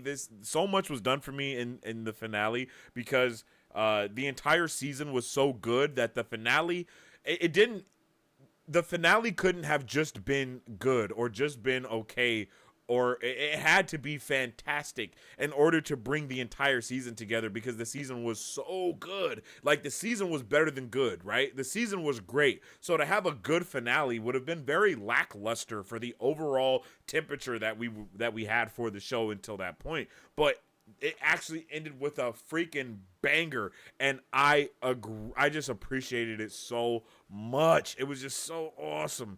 Yeah, I just really liked it. I really, really liked it, and I wasn't prepared for the hype that I felt. Like the level of hype I felt was it was like immeasurable. Like it was just out of this world. I felt like I was watching a movie almost. You know what I mean? And when you get that when you just get a wave of that emotion that you're just so invested with the characters, you're so invested with the story, with the plot. You want them to win. Like I wanted them to win so bad, and in a way they did win, and I was just let's go. You know what I mean? Do you guys remember the kid eating sand meme? Like that's how that made me feel. Like it made me feel like, yes, we're here. We're here to get it going. We're here to get it pip pop plopping and slopping, and it got there. Like we did the things that we set out to do and a little bit more. And I'm overwhelmingly okay with that. It just did so good. It just was so good. So good in the neighborhood. Loved that. We had to fight to show ankles is crazy. Sensei, are you going to react to Winter Dragon? Is that why you've been putting that dragon emote this entire day? You trying to get me to react to that Winter Dragon? Am I wrong, or was the Winter Dragon I think you guys said it was the prologue to book 1 or something like that, right? It's the prologue. Is that right? It covers the prologue of the Eye of the...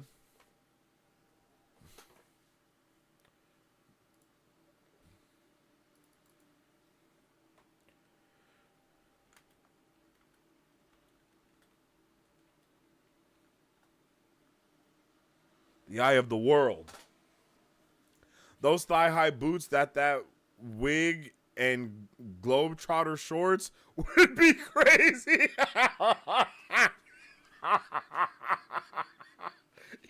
That would be crazy, actually. That would be insane. That would be awesome, man. I need to see that. Yo, I need the thigh-high boots, wig, Globetrotter shorts combo. Yo, I need that. I need that. Through the links in the Discord if you want them. All right, bet.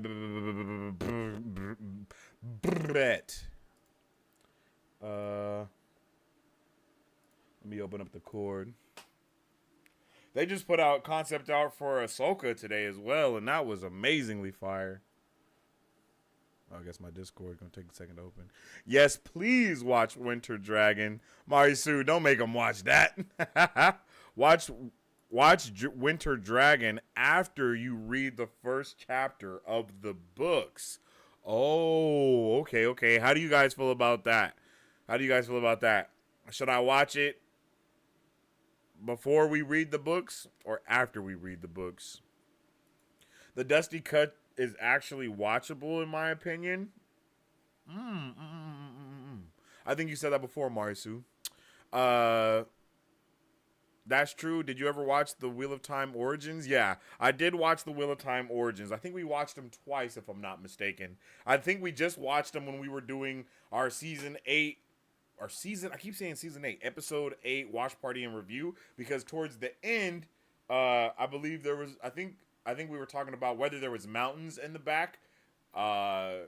We were talking about how the flashback that they showed for Moiraine and Swan wasn't it was like out of continuity because it was sunny there when the mountain was snowing, and then we went and saw that in the picture, it's not like that, and then we saw the mountains. We went and watched the Wheel of Time Origins to see if there was mountains after the big after all the things that happened.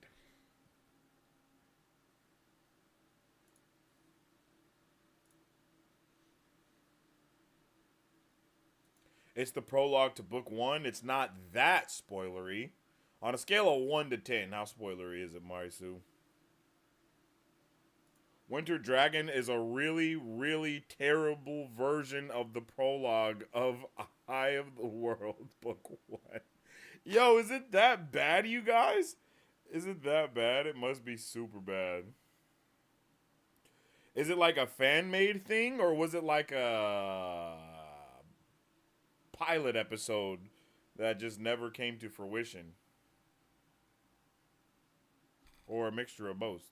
Both.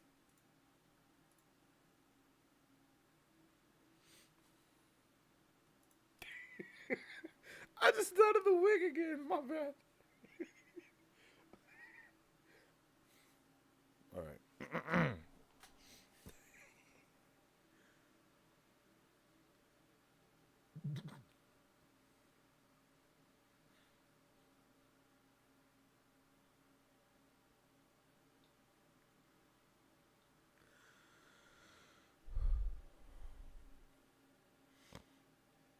I think you could live read the prologue and then watch the Winter Dragon, then maybe the Dusty Wheel cut. It's only like 10 minutes. Oh. Okay. That actually sounds like a vibe. Maybe we could do that. Maybe we can do that on the next one, because next week we're gonna talk about the full season.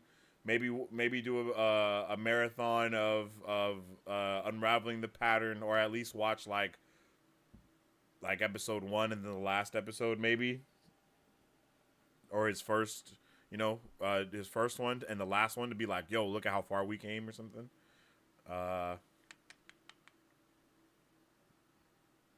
And so yeah.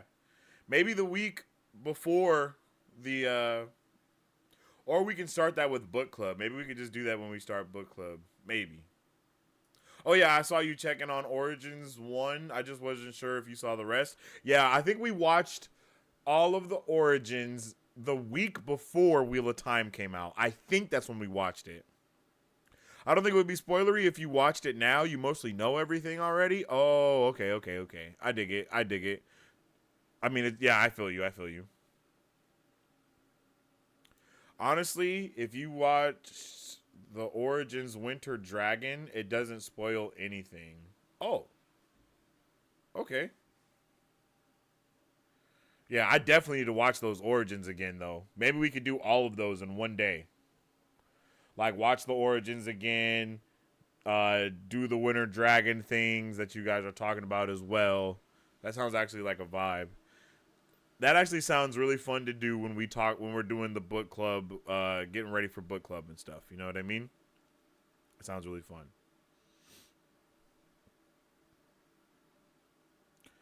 The prologue of book 1 is infamously confusing the first time around. Ooh. No, it was a legit pilot episode that, thank the light, never came to anything. Whoa. So how long is it? Because I thought...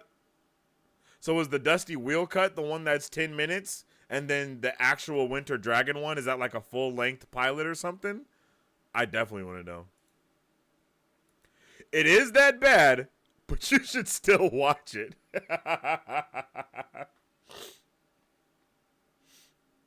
That's funny.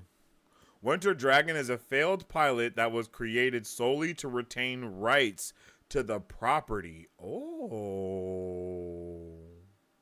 Interesting. So a little so getting a little The Amazing Spider-Man-ish out there. Didn't it premiere on TNT or something? That's crazy. It aired at 3 a.m. on FX. That is the worst time ever. I actually remember staying up to watch Winter Dragon. Damn. Since you've seen Origins #1, Winter Dragon, it isn't very spoilery. That's a huge L. Yeah, biggest L of that year. If the original is a full episode, yeah, like half an hour or so. Damn, 30 minutes isn't bad though.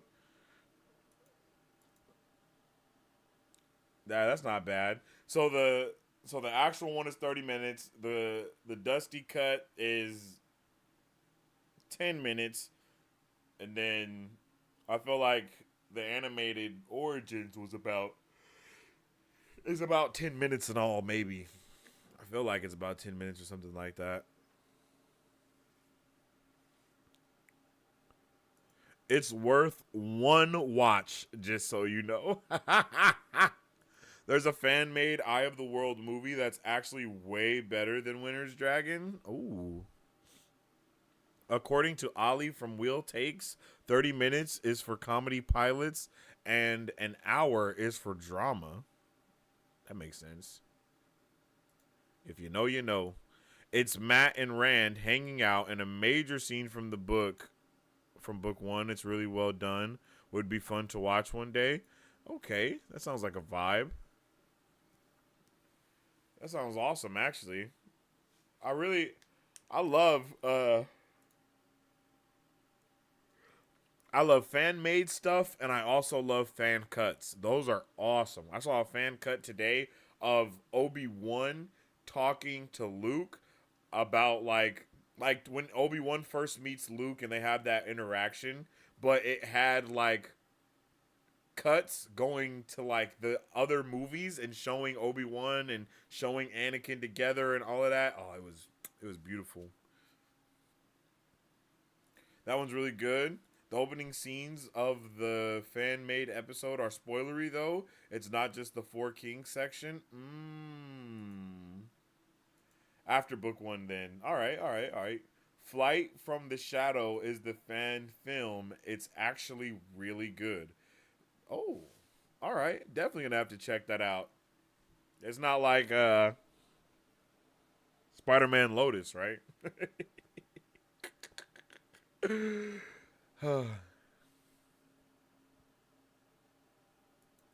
Oh, and then the people that made Winter Dragon sued RJ's widow, the editor of the books, Harriet. Wow. Why did they... What? How? Why? It's spoilery up to, like, book 7? Damn. What? That's kind of crazy. That is kind of crazy. You guys are awesome for Rizziels. I definitely appreciate y'all. Definitely become a Brovenger today, so we can get all the more vibes popping off. I definitely want to get some, like I was saying earlier, I want to get some member-only streams going. Definitely do some more like Wheel of Time centered content and all that good stuff. And then you guys can even help me come up with some of that stuff, like you were today. Is definitely awesome. I love doing this. I love talking to you guys. I love nerding out with you guys. You guys are like I keep saying it, you guys are definitely one of the best fan bases, like for sure. For real. You guys are solid.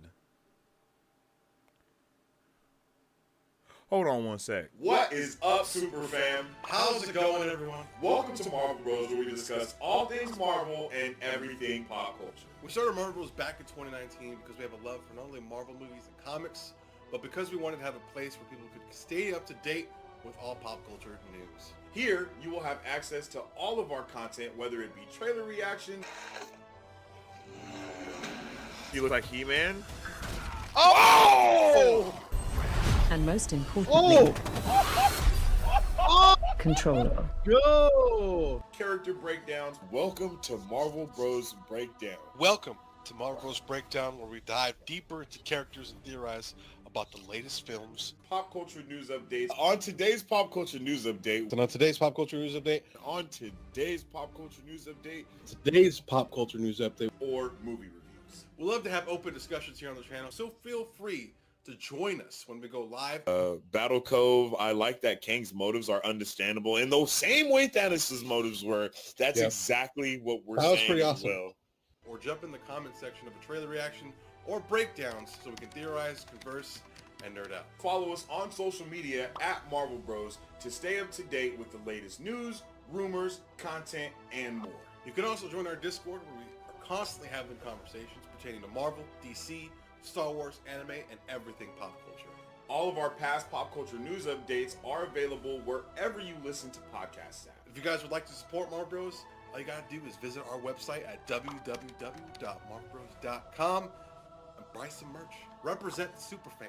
To get early access to content, patron-only scoops, giveaways, private Q&As, and those sacred watch parties. That is right. Join the Brovengers today to get access to all the new special fantastic content that we got coming at you in the near and soon future. You know what I'm saying? It's about to get popping out here, y'all.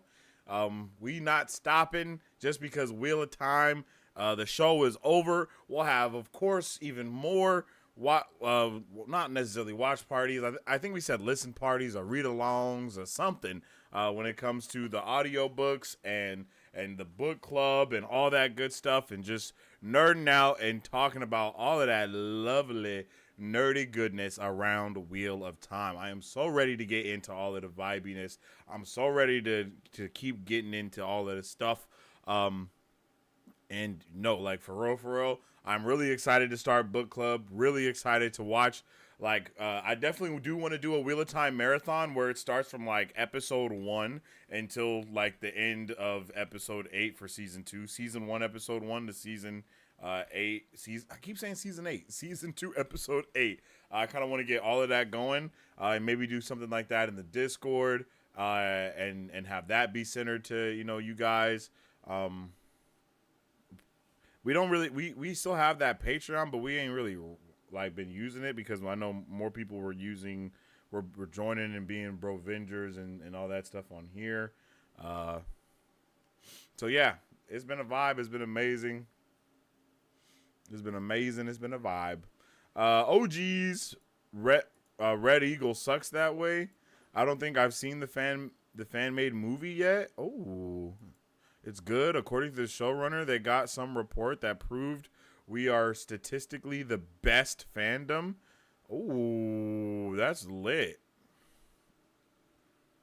I mean, hey, it makes sense. Love you, Battery, wherever you are. Yeah, shout out to my bro, Battery. Definitely. Bruh's definitely getting his whole life going with the schooling, being a new teacher. Shout out to him. He had a private school too, so he got that money coming in, that private school money. Ruark,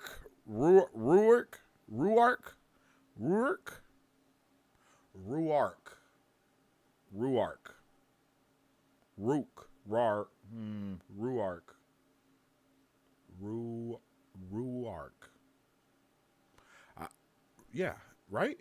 That's Ruark, right? From Watch Party Wheel of Time podcast is in the fan film. Oh, that's crazy. Statistically better than The Lord of the Rings and Star Wars. Damn. Statistically better than Lord of the Rings and Star Wars is crazy. But I ain't gonna lie. That make hella sense. Because now that I mean,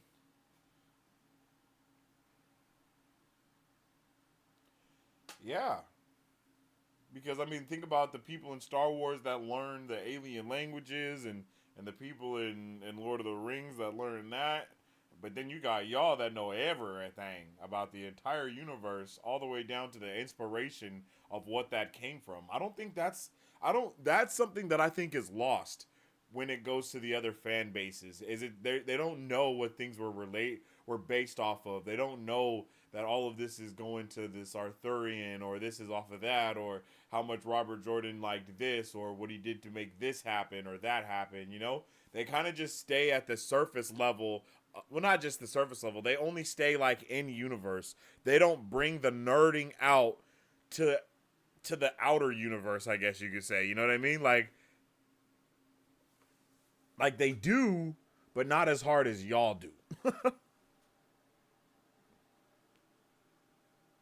Oh, is he? I didn't know that. Star Wars made me leery, and my biggest regret is not joining the Watt online fans before 2019. Yeah, I agree. I'm in the same boat. Yo, shout out to Sharice. Yo, welcome to the Super Fam. Definitely appreciate you. Welcome to the family. I hope you having a good time. Hope you having a good time for a long time. Welcome to the family, yo. That's awesome. Ruark. Hey, girl, hey. Tyshar. Ooh, Tyshar, Sharice. Yes, indeed. Mm-hmm. Anybody remember Watt Mania from back in the day? What? I've heard of Watt Mania. That sounds, not gonna lie, that sounds like Wheel of Time fans wrestling. Like Wheel of Time fans dressed up as the Wheel of Time characters.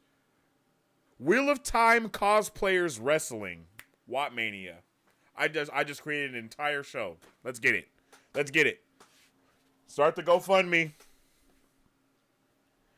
Start the GoFundMe, yo. You get to dress up as your favorite Watt character, and then everyone just wrestles.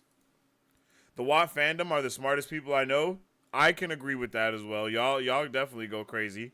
Y'all definitely are y'all are nerds and geeks. It's not nerds and geeks. Neeks. No, that's bad. That's bad. I'm sorry. What metrics are these statistics based on? I wasn't gonna ask anything. I was wondering the same thing. But hey. The metrics of awesomeness. And those are the damn best metrics ever. I remember I was on Theoryland in the way back. Oh. I didn't find the fandom until just before season 1 came out, but I've heard of Watt Mania since I've done my research since then. Yeah, I've done zero research because I'm terrified to get on to jump into some spoilers because of how invested I am with this universe.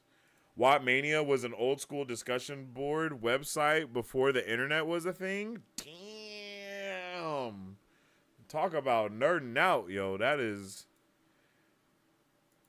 It's kind of wild to me because, like, in my endeavors with creating my own universe, writing my own book, and all this stuff, I have done a shit ton of world building research. I've done a shit ton of, like, watching a lot of different creators talk about books and just talk about world building and all this other stuff, right? And that's how the only reason why I know about Wheel of Time is because of that. Like, the only reason I know about Brandon Sanderson is because of the Wheel of Time, because, Mari Sue came around and was, like, telling me about, like, as she does now. It was just kind of, even though I've always done Marvel content and all that stuff, too, Mari Sue has always been, like,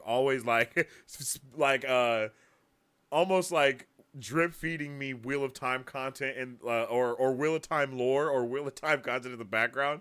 So it was kind of wild to me that I had never heard of it because of, especially when all of you guys started coming out for season 1, how many people just came out of nowhere and was like, yo, I love Wheel of Time. And then I was like, whoa, I've never even heard of this fan base.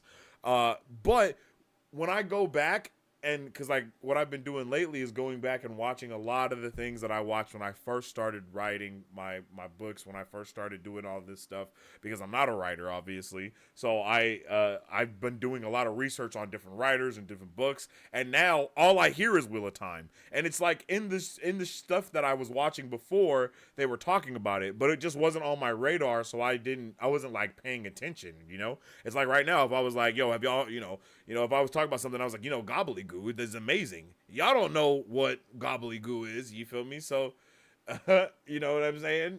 Until you read it, and then you know what gobbledygook is now. And that's how it was with this. Because now that I know Wheel of Time, now that I know the name Robert Jordan, now that I know all of these things, it's like everywhere that I see it now, from videos that I have that I've watched before, from lessons that I've took before, all of these things. So it's just crazy how like you can have blinders on when you don't know something, and then as soon as you find out that thing, it's just everywhere. And I love it. I'm not gonna lie, I love it.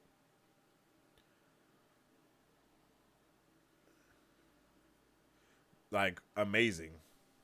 I'm here for it. It's not just you. I've heard other people call it season 8 too. May even have done it myself. It's kind of weird. I don't know what my brain is doing with that. Maybe that's them being like, yeah, bro, we want that season 8. I love the theories on Wat Mania and the daily posts. Yo, we gonna have to it's time to bring Wat Mania back. There's no way it's not popping. I'm starting the Reddit thread now. Research is a spoiler trap. Facts. Love that the show has all of us theorizing again. That is something that I really enjoy as well. Because as me being a non-book reader, and you knowing, and all of y'all knowing everything under the sun about the book, it's dope that we can kind of find that level, that even playing field of what is gonna happen, or just be on the edge of our seats with like a lot of you said you knew what was gonna happen with Egwene. You knew how bad that was gonna be, but you still weren't prepared when you watched it. Loved that. Love that. I love it all. You know what I'm saying? Like I love it. I love being able to bridge the gap between fan bases, and it seems to be like out of all of, and this is what I'll say as well, right?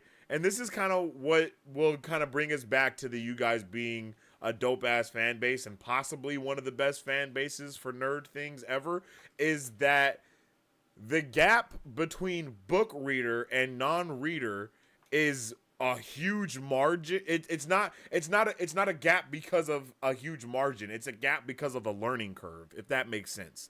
I don't know if that makes sense. And you guys may not understand, because in terms of learning curve is in my gamer brain, because I do the gaming stuff, but you guys might understand learning curve for a different reason. So I feel like that learning curve is, hey, I just haven't read the books, but I know the show and this is amazing. And it's like, you guys are okay with the changes that's happening. And then I know a lot of you guys have said that there's the book cloaks out there that are not okay with a lot of stuff, and that's fine, because there's those in every fandom, right? But it seems like the overwhelming majority of the Watt fan base are legitimately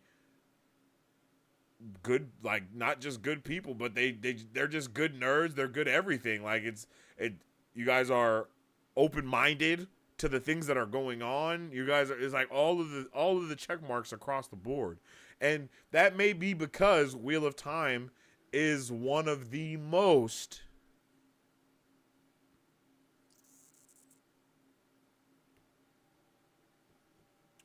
trying to choose my words wisely. I think Wheel of Time is one of the oldest and most like quote unquote progressive, quote unquote inclusive things out there. Like when you see the universe, it feels like people of color exist in that universe. It feels like people may be of every sexuality, of every nationality. Like, it feels right. You know what I mean? And I'm not trying to bag on anything else, but it's very clear when looking at other things that it's more quote unquote European centric, which isn't bad, but it's like, I think it causes a big gap in fan bases sometimes when people of color, when people of whoever they are in their day-to-day life are now included into modern day things. It causes an issue because a lot of people are like, that wasn't how this was intended, or when Tolkien wrote this, it wasn't with black people in mind. And I'm not trying to like bring up nothing or anything. I'm not trying to cause no issues. I'm just stating the facts that it's not like they changed. Maybe I'm wrong, but to me, it doesn't seem like they changed Nynaeve to be black just because of the times we're in now. Or, you know, it's not like it doesn't feel like Perrin is just black because they needed a black person in the show or nothing like that. Like, it feels like the universe that universe of Wheel of Time is just like that. Like, people of all colors, of nationalities, of backgrounds just exist together. And there's bigger things going on than that. You know what I'm saying? And hey, that might cause issues. What I'm saying might even cause a little friction, and that's okay. But I'm just saying, like, when I watch Wheel of Time, when I'm like watching Wheel of Time versus The Lord of the Rings or Star Wars, like, think about it. When The Lord of the Rings came out, when that show came out, immediately people were furious about the nationality of elves and this and that. As soon as we get that Obi-Wan show, the fandom was immediately like, well, not all of the fandom, of course, but, you know, you got people in the fandom that are like immediately like, what the hell is up with Reva? But with this show, at least from my perspective where I'm at, I have not seen the same, like, nitpicking or the same, you know, getting down to that itty bitty gritty things of like that. So it just feels like the entire fandom is all like, it's like that. There's not a lot of hate because the books are so obviously not built on hate, if that makes sense. Like, there was no, it's like, it's not like forced, but it's always been at what it is now. So it doesn't change how you view what's going on. Or maybe I'm wrong. Maybe I'm just naive and don't know what the hell I'm talking about. Having a Watt theory that came true is the highest honor in the fandom. The highest honor is crazy. Not a cult. I started to finish the series shortly after it was completed, so the show is one of my first chances to theorize. Ooh, okay, Charisse. And that's dope though, because there is a lot of theorizing when it comes to reading, when it comes to doing all of that. You know what I mean? There's a lot of that. Definitely hashtag not a cult. Totally hashtag not a cult. Okay, this is kind of interesting that so many of you guys are using this hashtag not a cult thing. It's making it feel a little bit, you know, like a cult maybe. Does anybody remember Wattmud, MMORPG before MMORPU? It apparently is still active. Whoa, that sounds crazy. I read as they came out mostly, but decided to avoid online convos to my own detriment. Read as they came out. Damn. Didn't these books come out in like... Never mind. Yes, it's quite amazing. Never played it myself, but fun fact, that's how Melindra from Threefold Talk and her husband met. Oh, wow. That's crazy. I wish there was a non-spoiler way to go back and read the forum posts on Dragonmount and Theoryland, because that was half the fun reading the books. Ooh. Seeing it is different than reading it, so much more real. That's lit. That's true. That's very true. Theorizing is more than half of the fun with Wheel of Time. That's actually crazy awesome. My fiance understood why as an RPG when he first read it. Ooh. I started the books in the 90s but didn't finish them until about 5 years ago. Had a steep learning curve once I found the fandom, but that was only 2 years ago. Oh, okay. Okay. The show is definitely hitting the right points and also still surprising us book nerds. Yeah, I like that.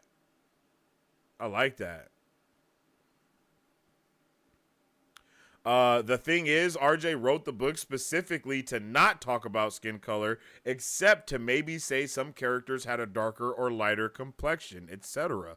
Ooh. Okay. See, and that's how I feel that way too. No cap. Like that's what it seems like. It doesn't seem like there was a infliction or a focus on anything like that. I've got to go. It's almost midnight in NYC. Sleep well and wake, y'all. Hey, much love to you, Charisse, and welcome to the Super Fam again. We definitely hope you have a good rest of your night. Everybody make sure you tell Charisse sleep well and wake and to have a good one. We definitely appreciate you. Hope you have a good rest of your night, Charisse. Shout out to you. Like RJ said, the world of okay, calm down, audience, relax. Like RJ said, the world of Wheel of Time is a melting pot, much like America. Yes, and I think I've heard that before as well. Good night, night. He definitely had nationalism in the books and clashes of cultures, but skin color was never something that defined anyone in the books. Although, if you read it properly, you'd see all skin types. Oh, okay. Okay. I like that. Uh, most character skin colors is not really described. It's more about fashion accents to differentiate cultures. Ooh, all right. That actually sounds dope too. Maybe a cult. Yes, I'm old. No need to ask. Hey, I wasn't. I wasn't gonna say anything, but I was like, wait a minute. Didn't these books? But hey, more power to you. More power to you, Iris. Ain't no judging here. Ain't no judging here.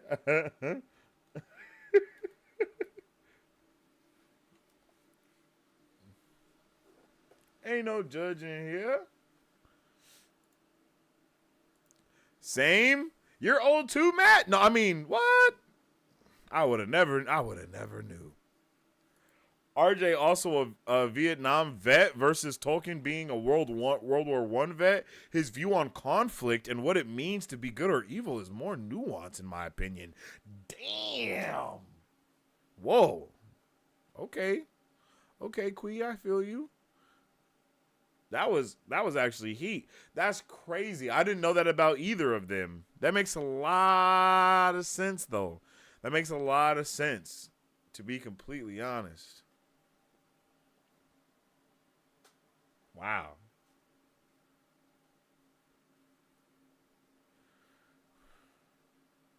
Oh, this book, the book was published on my oldest son's birthday.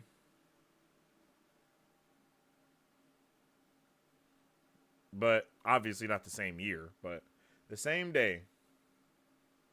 There's a connection.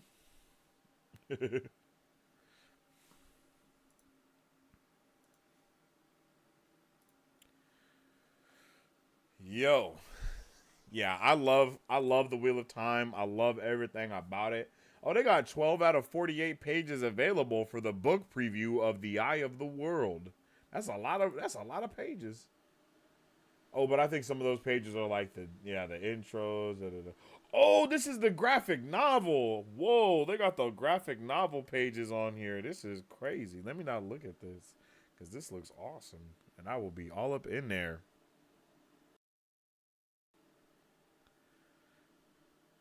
Actually, in this fandom, I'm probably average. Lots of us read read Rot in the 90s.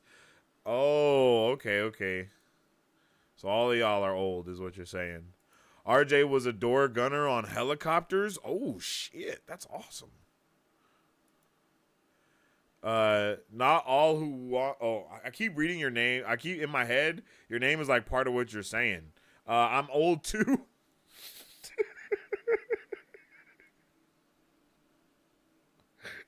I'm old too, but never read them till there were a few out. Yo, these books are older than me for surely. One shot down an incoming RPG? RJ had skills?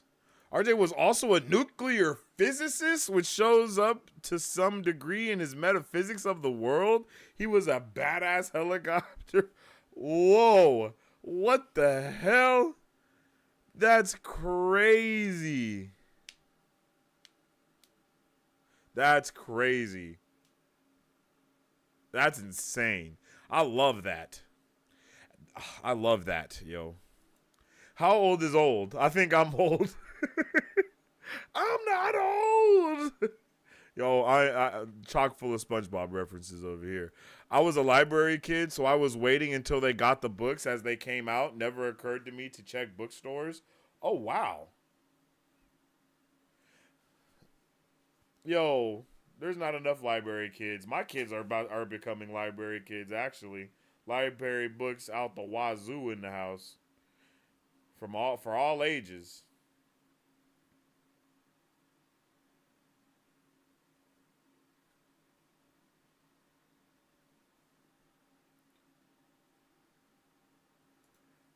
I wish they'd finish the graphic novel adaptation. Watt would make a great anime too. Oh, they haven't done all the books? They haven't graphic novelized all the books? That's super lame.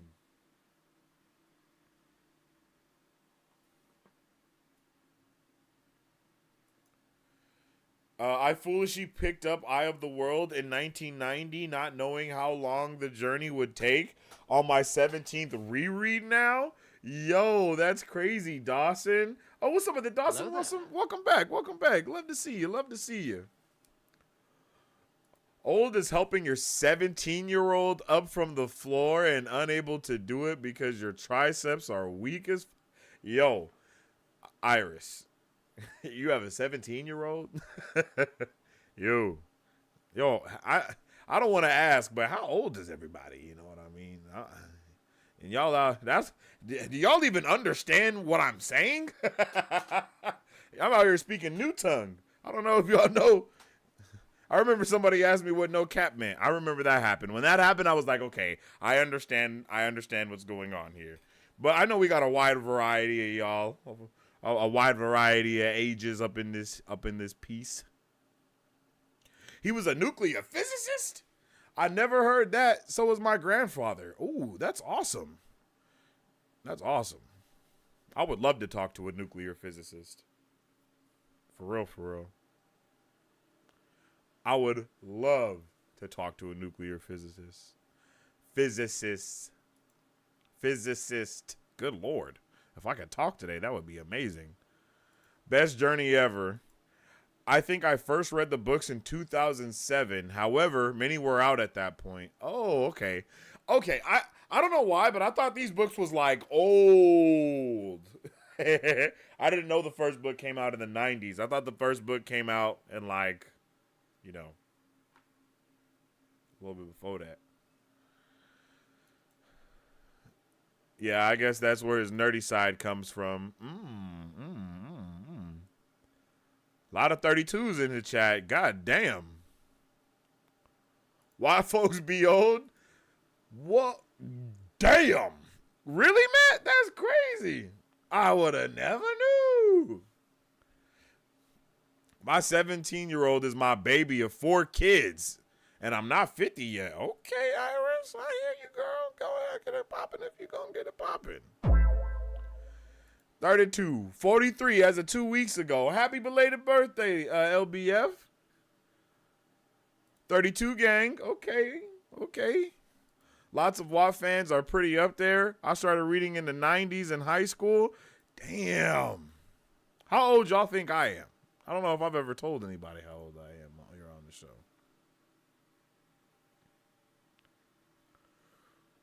42 is the best year. You get to be right all year long. 42. You don't seem a day over 47. Nah, Rant, that's crazy.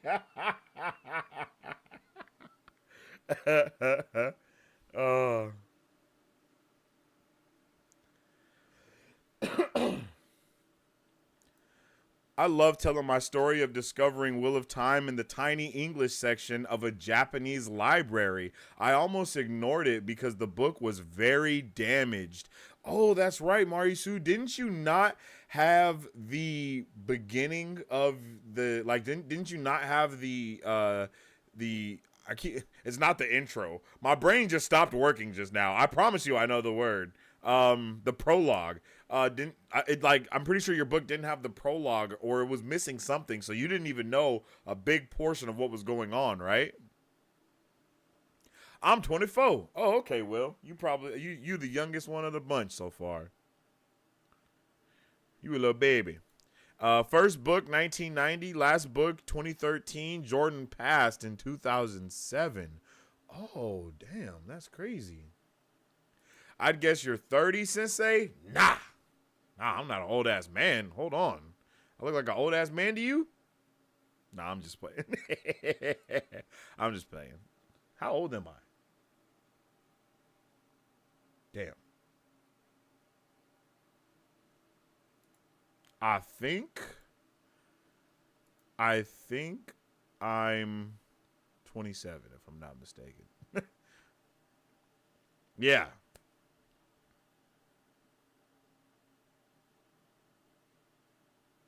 Yeah. Yeah, I'm 27. I'm positive about it. Aw, thanks. I'd guess you were 30. I'm guessing you're 26. I think Sensei is late 20s if I had to guess. Y'all thought I was a grandpa? No, I'm just playing. Yeah. I guess that's late 20s. Yep, I'm pretty sure I'm 27. It was missing the whole prologue. Welcome to the club. That sounds like an awesome story. Yeah, that is an awesome story. I got the Eye of the World as part of my graduation gifts from my pops in 93. Oh, that's awesome, Matt. Damn, in your graduation. I wasn't even born. You graduated from high school and I wasn't even an embryo. To be fair, the prologue is just confusing. I'm ready to get confused. Jordan passed in 2014, I think. I have no idea. I ain't even going to act like I know. 27 is 30. Welcome to middle age. Nah, Rent, that's crazy. Yo, that's crazy. How long were you in Japan? Facts.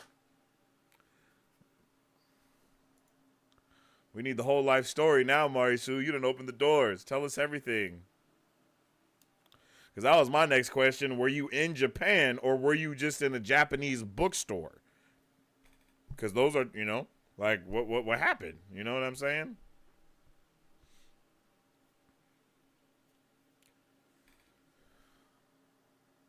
So 26 was a good guess, not an awkward guess. Yeah, I was just messing with you, LBF. Yeah, old enough to forget your age. Got to do some math to calculate. Hey, I'm different. I wasn't, you know, in my life, I wasn't raised celebrating birthdays. So I don't, like, I have no recollection of time and stuff like that. It's very bad. But my wife helps me out. She helps me out. She got my brain in order. Almost didn't pick up Eye of the World, was picking between it and the Poison Wood Bible. To this day, never read Poison Wood. Heard it's good, though. That's crazy. Yeah, he was like, you just grabbed that. You grabbed Wheel of Time and never turned back. I love it. Yep, you're 27. Thank you, babe. See, I knew. I know how old I am. I know how old I be. I was in Japan for 3 years. My dad was stationed in Okinawa. Oh, Okinawa. What? That's crazy. Okay, I didn't know. So you're a what is that called what is that called? Is that called the Army brat? Army brat? Army baby? So where were you born, Marisu? And what time was it? What's your sign? And what's the name of the hospital and what street was it on? What's interesting is when I first read the books, I was annoyed by Moiraine, and when I read now, I'm like, shut up and listen to Moiraine. Yo, that's how I feel right now is Moiraine and Nynaeve, yo, they piss me off. 40 is the new 30? Nah, that's crazy. He definitely passed in 27. By 2014, they'd announced Sanderson. Oh, okay. Okay. Oh, 100%. Plus, I hated 9 at first. Yeah, I hate 9 now. Sounds like you married a Jim? Oh, yeah, facts. Facts. I definitely did. She definitely keep me in line. For sure, for sure.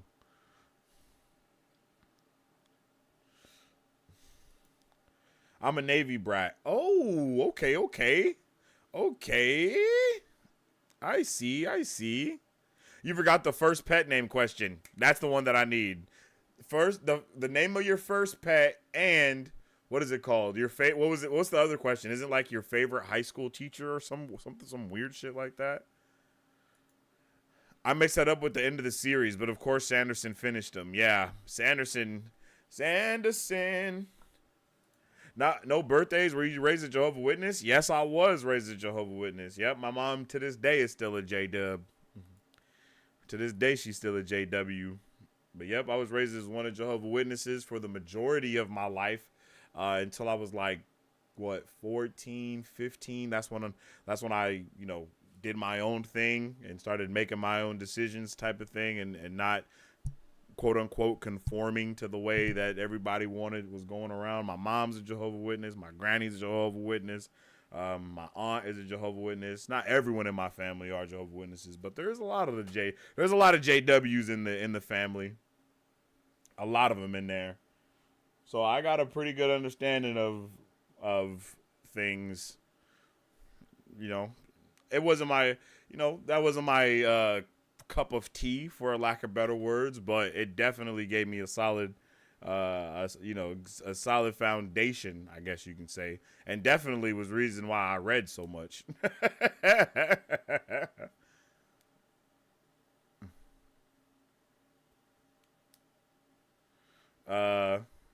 Oh, that's fascinating. Yeah. Brandon Sanderson published The Gathering Storm 2009, Towers of Midnight 2010, and A Memory of Light 2013. Yeah, those names are still amazing. 12 to 15 is the normal age to stop conforming. Yeah, basically. I was like, bruh, I started, I always, like, I never really was all the way, for it all the way. But I was doing, of course, as kids do, doing it for my mom, doing it for my granny, because that's who raised me. You know what I mean? You were a Jehovah's Witness until you reached the age of reason. I wouldn't even say I was a Jehovah's Witness, but I was just doing all of the thing, trying to make moms happy, as kids do. Once again, trying to make the parents happy, trying to do what you know. But once I started really just digging deep into different things and wanting to do different things and all of the stuff, definitely went different ways, made different decisions. You know what I'm saying? But hey, we all come from somewhere, and we all have our own upbringings, and we all make our own decisions. You know what I'm saying? So hey, it is what it is. But now we here, and I'm not gonna lie, that upbringing of being, having to know so much and studying and all of that stuff definitely got my brain going to where, I wanted to nerd out. That was really the thing. It was like, I didn't want to nerd out about that stuff. I wanted to actually nerd out and create like my own worlds. Like I was always writing books and just writing stories when I was young. Like that's what I was always doing. And then the stories and the books that I wanted to write and read, and even the things I wanted to watch, you feel me, it conflicted with what everybody else was trying to say and wanting. So that's why I didn't watch Harry Potter until I was like 17. I didn't watch this until I was like 18. You know what I mean? You know what I'm saying? So that's why I haven't watched a lot of movies. That was one of the reasons why I haven't watched Lord of the Rings, is because it was like magic. You know what I mean? That's why once I got a little bit older, I was like, oh, bro, I'm now nerding out about everything. And I'm diving into all these fandoms and these universes and just figuring out everything about it, So, yeah, it's just awesome. And it's crazy to see how much stuff is based off of other stuff, because then, in my search for more knowledge and to figure out like what the quote unquote truth is, and not just, stay here and under or stay under one religion that I'm raised in because I'm raised in it. I actually wanted to go and do the research and look into other things for myself. So, that took me to, this, it took me to that, it took me to over here, it took me to over there. And it just, in gaining all of the information and doing all of the research with different things, it just causes your mind to just start opening and expanding and to start, quote unquote, like downloading more things and start wanting to look for different things in different ways. And then sometimes it's in the form of, nerd shit, and that's what it was for me. I was never able to like do sports or none of that stuff when I was raised, even though I was wanted to. So it was always nerd for me. Like I couldn't do a lot of stuff because my mom was like, she was like trying to get us out the, the story, trying to get us out the, didn't want me to be the stereotypical nothing, wanted to raise me right, all of that stuff. But of course, you can't fight, you can't fight nothing. The wheel weaves as the wheel wills, baby. So, life goes a different way sometimes. And it brought me to just love and embrace the nerd content and culture even more, because it was like, I'm in the house, so I'm reading manga, I'm reading this, I'm watching anime, I'm playing video games. That's why I am so well in depth with those type of things, is because those are the things that I was clinging to in my upbringing, because that's just what it was. So now that's why now I'm like, I want to create something too. I want to write a book, bro. I want to create my own world and create my own universe, like, so that's like, now it's just, yeah, I love it. I love learning. I love lore. I love storytelling. I love all of those things. So it's just, let's get it, let's get it. Let's get it, and let's figure it out. And I'm still on a search for knowledge. I don't feel like you ever stop searching for knowledge. I don't feel like you ever stop learning. You always learn. You're always learning. You're always teaching. It's a constant push and pull. It's a constant cycle. And that's just what it be. I was homeschooled through high school, but it wasn't a religious thing. Yeah, I wasn't homeschooled. I did do some homeschooling, but I wasn't really homeschooled like that. When I went to homeschool, it was because, I was doing other things at school. I was homeschooled through middle school. Okay. Had amazing grades in college, but spent all my time there socializing instead of learning. I'm just happy you're here now, digging Wheel of Time. Facts. I'm definitely digging Wheel of Time. That's what I love too. I'm happy I'm here to dig it as well. I researched homeschooling, and it's way too much extra work for me. Priests are basically nerds that are such big fans they fully commit to their favorite lore.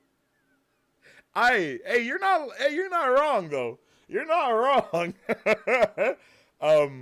I raised my kids in church, and 0% of them follow any of it. Yeah, it be like that. But I think the main thing with raising, or any of that, is the foundation it gives. You know what I mean? Or the foundation it gives. As long as it's not pushed too hard. If it's from a place of obviously, most things that are done are from a place of compassion. So as long as that is as long as it doesn't get, the wires don't start getting crossed in there, I think it's fine to raise, whatever children, well, not whatever children, whatever religion anyone is. I don't think it's wrong to want to raise their children with what they know. I just feel like where it comes wrong is where it's like, yeah, if you don't do this, it's bad.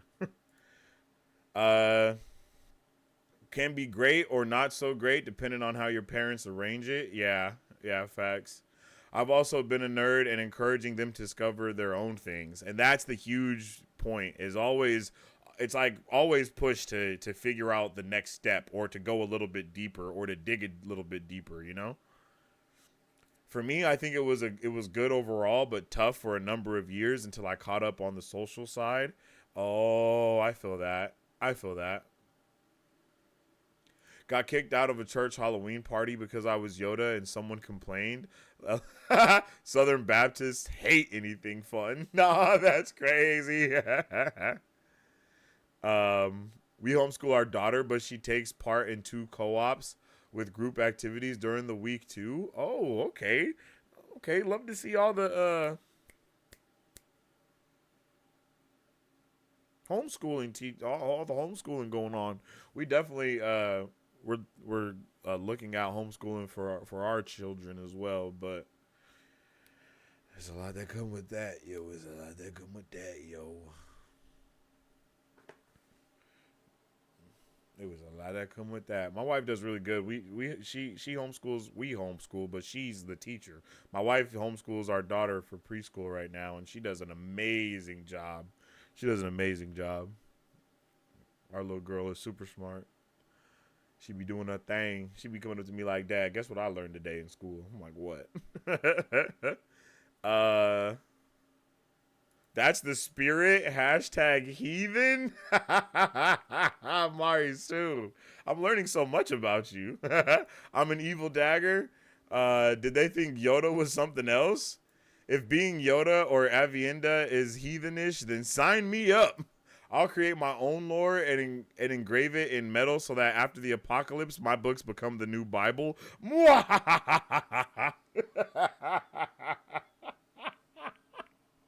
Yo, that's hilarious. That's hilarious. Holy crap.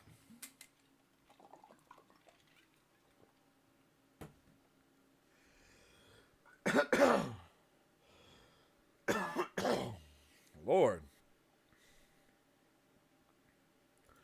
Nope. They said Yoda was a mystic.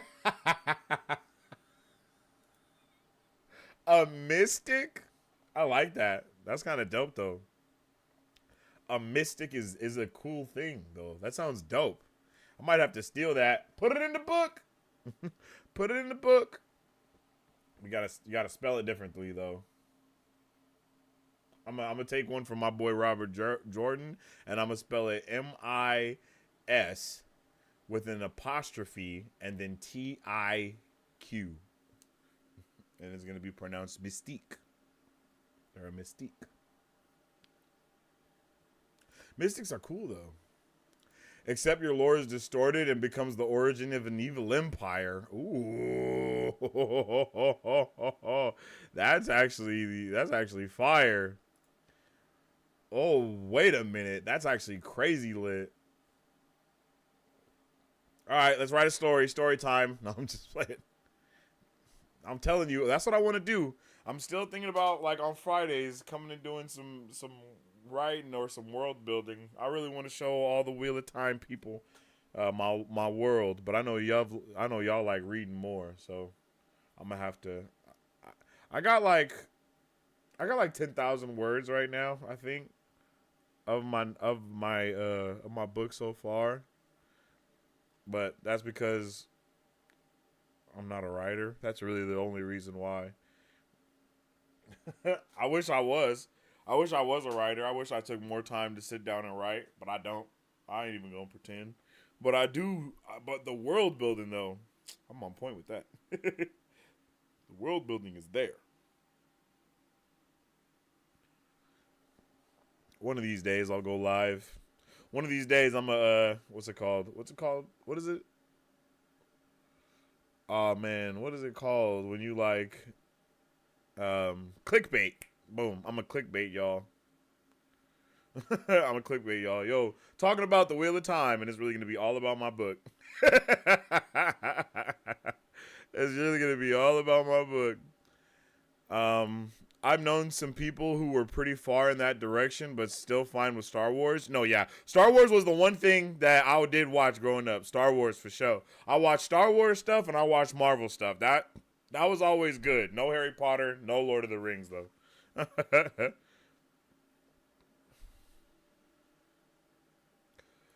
Quick, write that down. Baptists the ones that disallow dancing. What? Are they? I don't know. My parents wouldn't let us celebrate Halloween because it was evil. Yeah, same. And my wife is super big on holidays. Like, super big on holidays. Like, my wife is the type of person that's like, when it's September 29th, she's putting up Halloween decorations. And on October 30th, that's when Christmas decorations are going up. You know what I mean? Like, that's how my wife is. I'm glad our church understands the freedom of grace. I was on my college ballroom dance team and taught dance for 14 years. Sorry, I'm not giving up dancing. Oh, shit, Dawson? Okay. All right. Let me find out. You was on Dancing with the Stars. What were they doing celebrating Halloween to begin with? That's something that's always threw me off. It's like when they do the trunk or treat things at churches and stuff, I'll be like, ain't this a little bad? They kind of threw me out when I started playing D&D. Yo, that's something that I didn't know was so serious until we did the watch party for Stranger Things, and because the most recent episode of Stranger Things really delves into that D&D devil worshiper thing, you know, and a lot of people in chat at the time were like, "Yo, I remember this happening to me in the '90s or in whatever year it was," you know, and it's like, yo, it's kind of insane to think where we came from to where we are now. You know what I mean? Like, that's kind of crazy to think of. Like, people were like, you are a full-blown devil worshiper because you are role-playing a magical universe character. Like, bro, excuse the hell out of me. What are you even talking about? Yes, imagination is evil. Like, we get it. Forward critical thinking is something you don't approve on. We understand. I was in a General Baptist church, but dancing was cool. They even had a father-daughter dance every year. Oh, my ex-husband said D&D introduced the devil, but whatever, it's cool. Yo, y'all are killing me. I still play D&D every week. Go to church? Nope. Y'all are killing me, yo. 10K words is a lot. Hey, I appreciate you. I feel like 10K words is a lot as well. Especially for me not being a writer like that, but I feel like I could be farther. I'm trying to get better with it, but I'm not just ADHD, but I'm very OCD in the way that I want to do things. Like, I like things to be done a specific way, and that's why, like, yeah, things will bother me if I don't do things a specific way, so I can't always just sit down and just write. And I should do that. I shouldn't be so hung up on the details of what I want to do. But I promise you, I got the lore down. I got it down when it comes to the book. Like, I already got my world. I got my map. I just need the map kind of mapped, if you know what I'm saying. Like, because the map structure is linked directly to the actual, like the world, obviously, and I haven't went in and like made rivers and mountains and all of that stuff, but I've made the initial layout of what I wanted to, you know, be reminiscent of. How do you fight the devil if you don't know what he looks like? Yo. Nothing wrong with role playing. Some people just didn't get things. I'm in the board game industry as a side hustler. Our daughter's favorite movies are Harry Potter. Ooh. Yeah, that's the biggest thing, right? I don't think, you know, like, just the level of, there was just a lot of misinformation back in the day. And not even just misinformation, but yeah, people were just misinformed and unaware. And honestly, scared. You make the worst decisions out of being scared.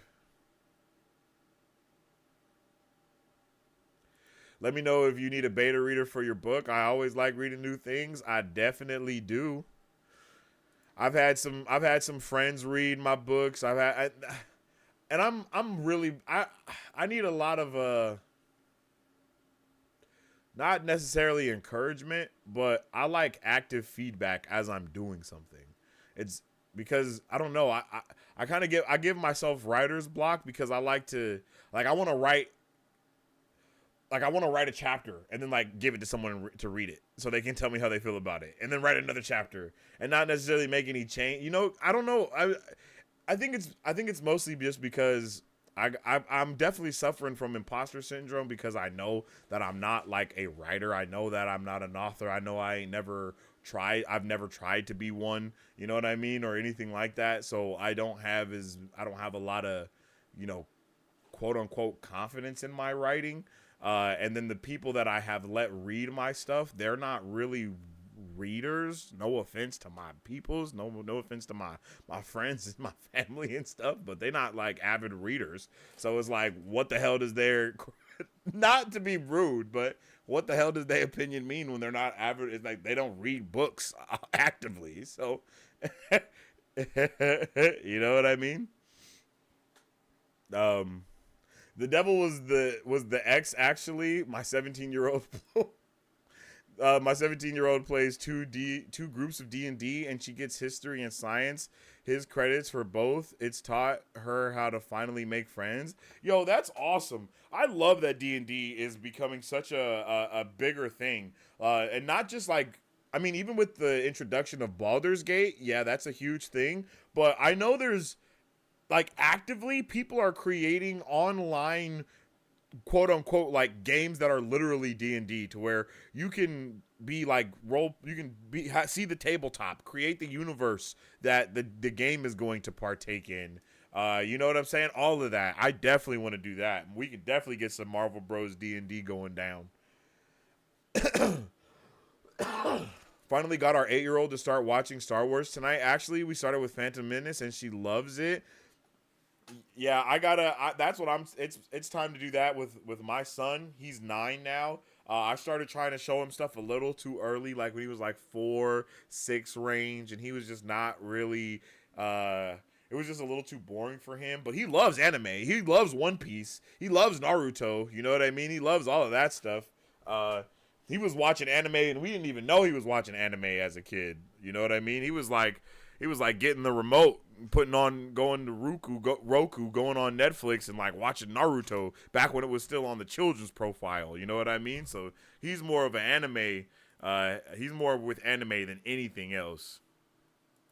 I was tiefling earlier today. Guess I'm doomed. I was a tiefling earlier today. Now that's crazy. Associating D&D with the devil is so 80s. That's just crazy. Don't tell church, but lots of the holidays are based on heathen tradition. Facts. I know that from being raised at J-Dubs. Heathenistic. But it's always something. Pokemon, Harry Potter. Christians have a hard time with fantasy. Yeah, no, that's very true. That's very true. I think it's the whole magic of it, you know? I think most religions have a hard time with the magic stuff. Magic is usually sanctioned to the demons. I wonder if the barrister's wings are actually a pagan tradition. They're whole. Yo, to bring those back up is crazy. Hey, that's true though. That's a good point.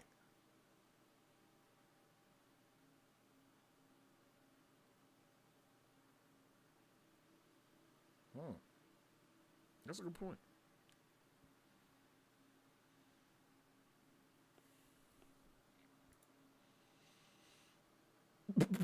That's weird, right? Man who walks on water to wine, etc. Have you heard of the fan-made Wheel of Time board game called Third Age? If not, check out the Wheel of Time on YouTube, and you can find the Discord and videos showing how it works from there. Yeah, Wheel of Time was actually in the chat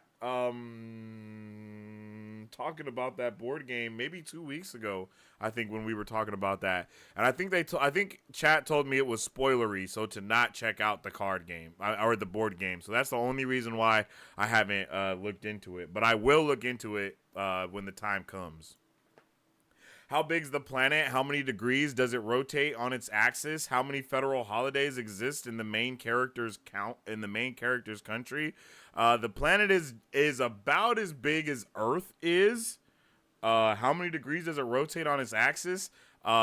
It's pretty similar to Earth as well, but a little different. I guess I can give you specifics if you want them.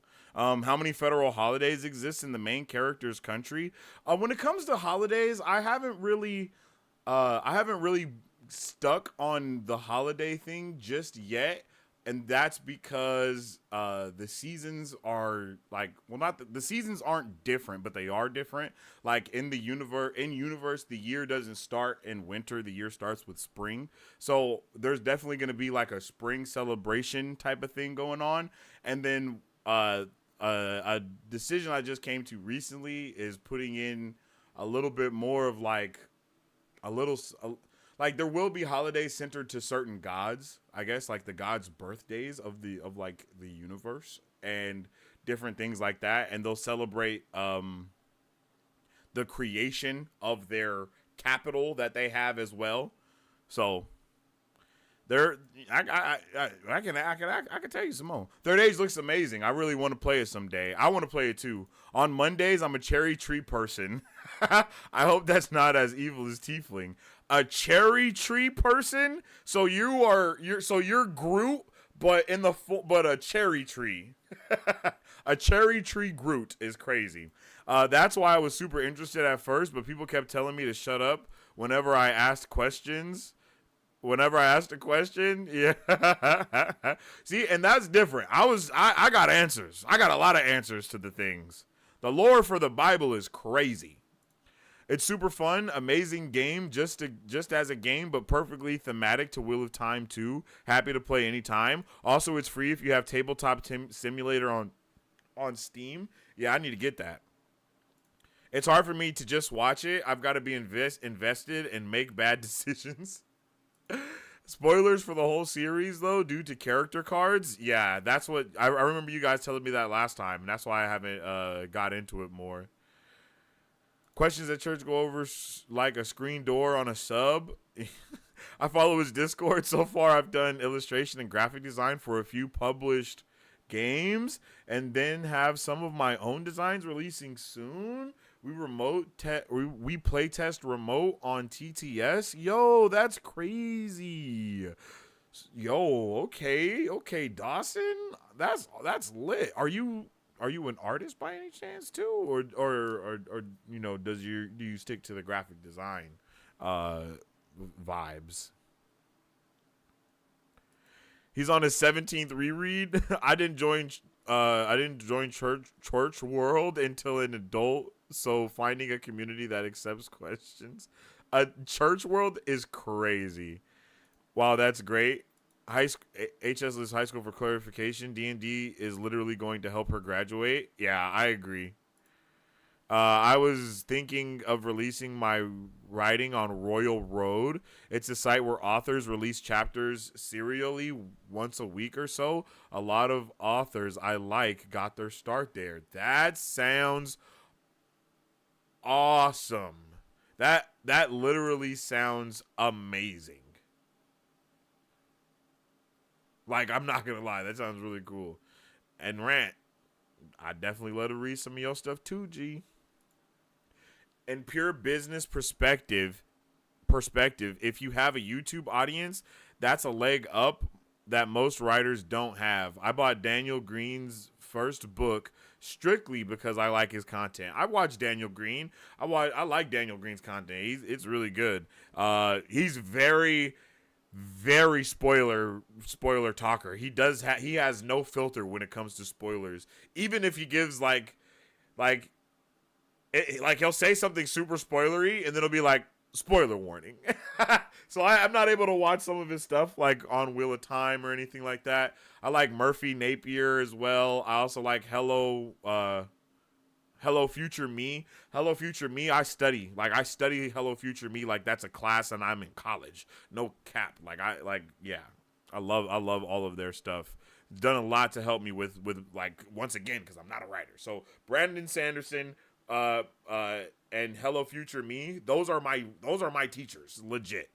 Like, those are my teachers with writing and world building. I'm not even gonna pretend any otherwise.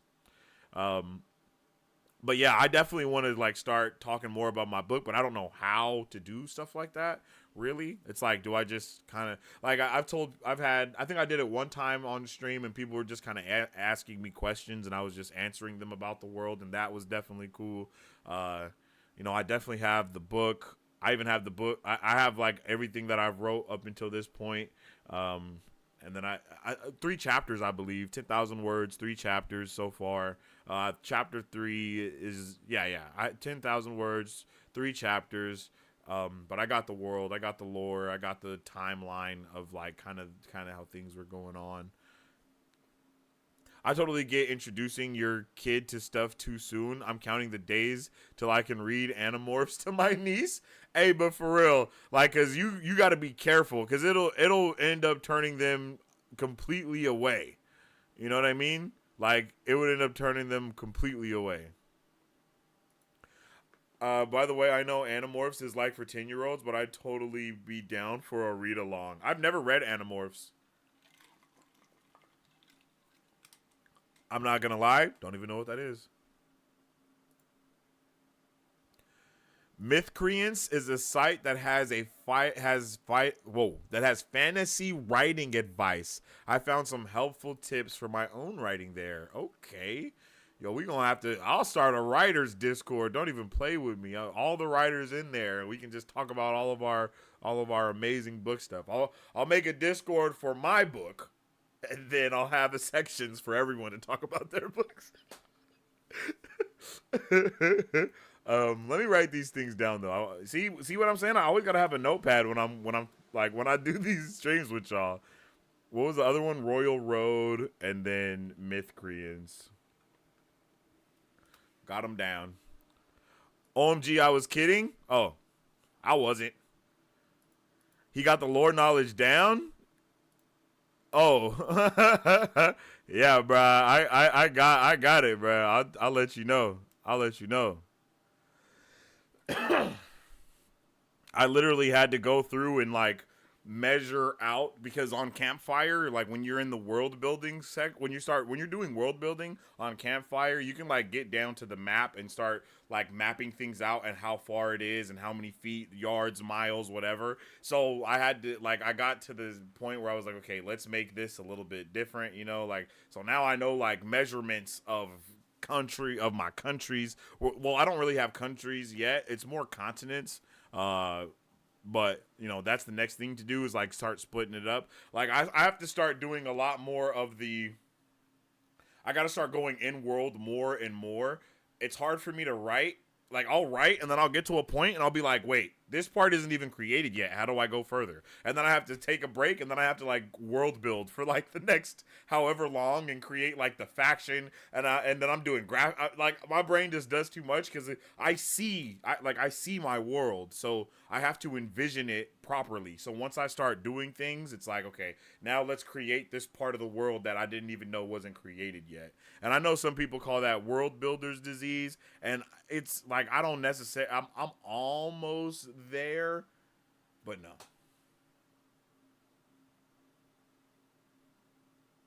LOL, one time a Jehovah's Witness asked me why I celebrate Christmas even though I'm not a Christmas. Whoa. One time a Jehovah's Witness asked me why I celebrate Christmas even though I'm not a Christian. I tried to answer and they said, oh, that's pretty much why we don't. I understand what you're saying. Gotta have a Beltane as a nod to RJ. What's a Beltane? What is that?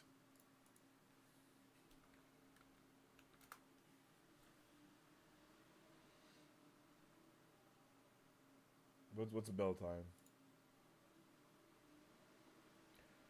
Comes from the Celtic festival of Beltane, taking place in spring. Beltane is also the Irish word for the month of May. Oh. Beltane. Oh, the festival in the Westlands to celebrate. I got you. Yeah, basically that. Brandon Sanderson employs someone specially to make sure every planet's gravity, orbit, etc. are all scientifically consistent. LOL, it's wild. Yes, and that's, you know what? That's crazy. This is crazy, but I literally was watching a YouTube video about what would happen, like, to create your universe from scratch and like what that would look like. So the world that I have has so many dimensions, and I know all of these things because I literally went in depth like that. Was like, okay, how would our Big Bang event occur in this universe because of how everything works,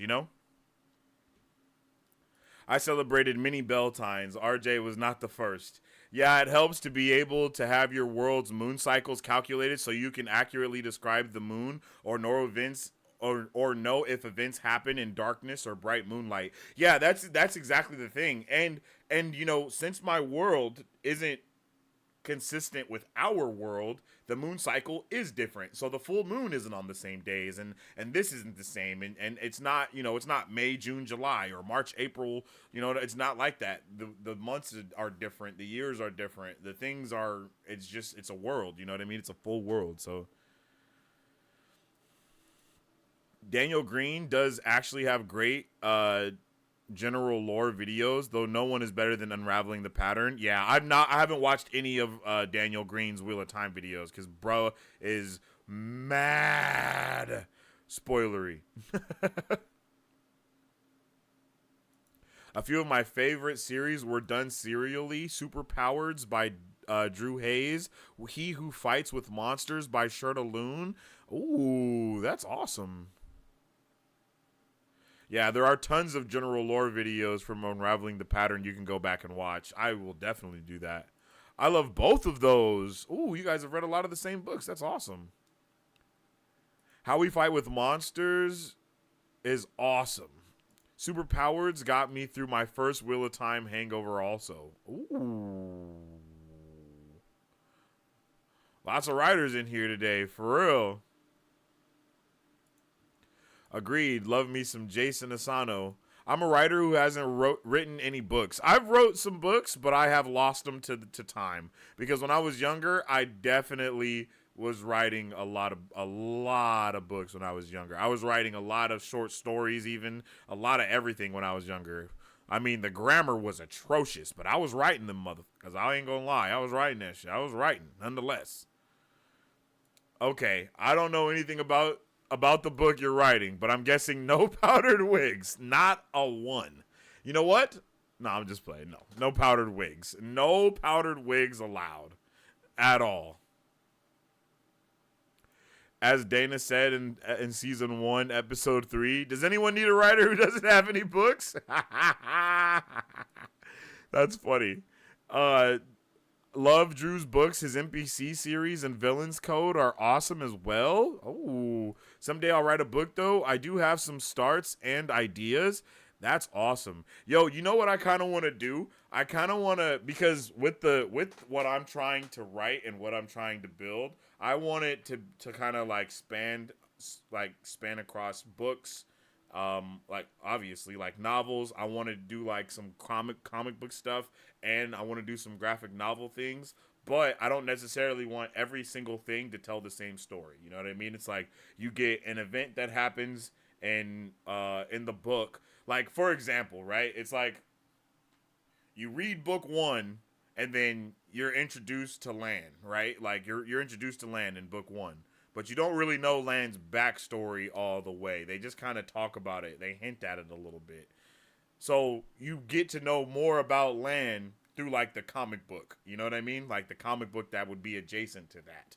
You know, or whoever the main side character is, or whatever the case may be. Like, you kind of get to know a little bit more about that character through comic book form. That's where you get their backstory. That's where you get, like, their origins. Like, the comics are the origins, and then the actual books are the stories that the characters are now, you know, taking place in. And that's kind of the vibe that I want to go with. But I also want to kind of do the Stan Lee Marvel vibe, to where I want to create my entire universe and then have other writers write stories that take place within my universe that are like, you know, the World War I of the universe or whatever, or when this big event happened or whatever, you know, and let other people kind of go creatively within my world and kind of, you know, put their creative touches on it. Because I think that's one of the dopest things about comic books, like, period, is that it comes from so many different people giving their insights on things and creating an amazing universe, as to where I want to create this crazy amazing universe and then let people tell their stories within that universe as well, while I'm telling my story also. So you know what I mean? You know what I'm saying? I don't know. Hey, I got big dreams. I'm not gonna pretend like I don't, but it'll happen.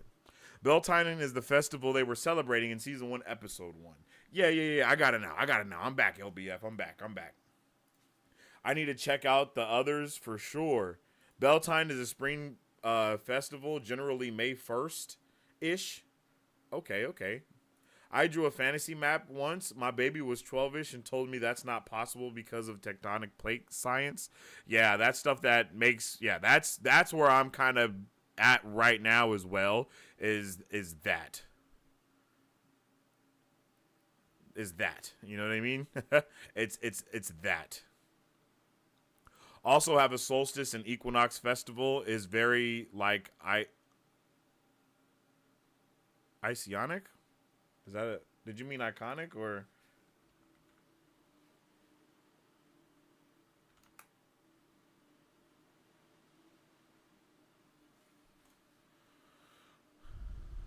A week is 10 days in Wheel of Time? Oh. A week is 5 days in some places in the world. Exactly. A week and a fortnight mean different times based on society. It's not confusing at all. Yeah, facts. Oh, wow, that's a great idea. Multiple writers collaborating on various stories within the universe. Love it. Yeah, like, I think that would be kind of dope. You know, like, I want to create the overall universe, of course. I want to create the overall first story that happens. But, you know, like, after that, I want people to be able to go in this part of the world, like, and be like, all right, here's this character, and here's what they did. And it's like, oh, yeah, that's awesome. That's part of the world now, you know, or here's this character, and here's what they did. Okay, that's part of the world now, you know? Like, because one of my, like, when I first started world building and creating everything, one of my boys was like, yo, dude, would it be cool if I created, like, a character or a team or something for the book? And I'm like, yeah, bro, that would be awesome, you know? And then he and I was writing, and then he was like, okay, I created this entire little, like, this little team right here, you know what I mean? Here's this character, you know, there's 5 characters on this team. Here's what they do. Here's how they work together and all this stuff. And I'm like, yo, that's crazy, because I actually need one of those characters for this section of my book right here. You know what I mean? So that type of stuff is awesome. So your world is kind of like a D&D world? No idea. I'm not deep enough into D&D to know what to answer that question realistically. I wrote a huge paper on the origin of the 7-day week. Apparently no one truly knows its origin. Ooh, okay, Marisu, tell me more. Send it to me. Where can I read it? I want to read it. For real. I'm not even joking. If you still have a copy of it, send it to me somehow, some way. What were you most surprised by in the finale? That big ass fire dragon that Moiraine created at the end. Truly did not expect that. I'm not even going to pretend like I did. I did not understand that at all. Like, I didn't expect it at all. I was like, whoa. Like, legit. I was like, whoa. That was crazy. Because I know that they said the Dragon Reborn would proclaim himself in the fire or whatever the case may be.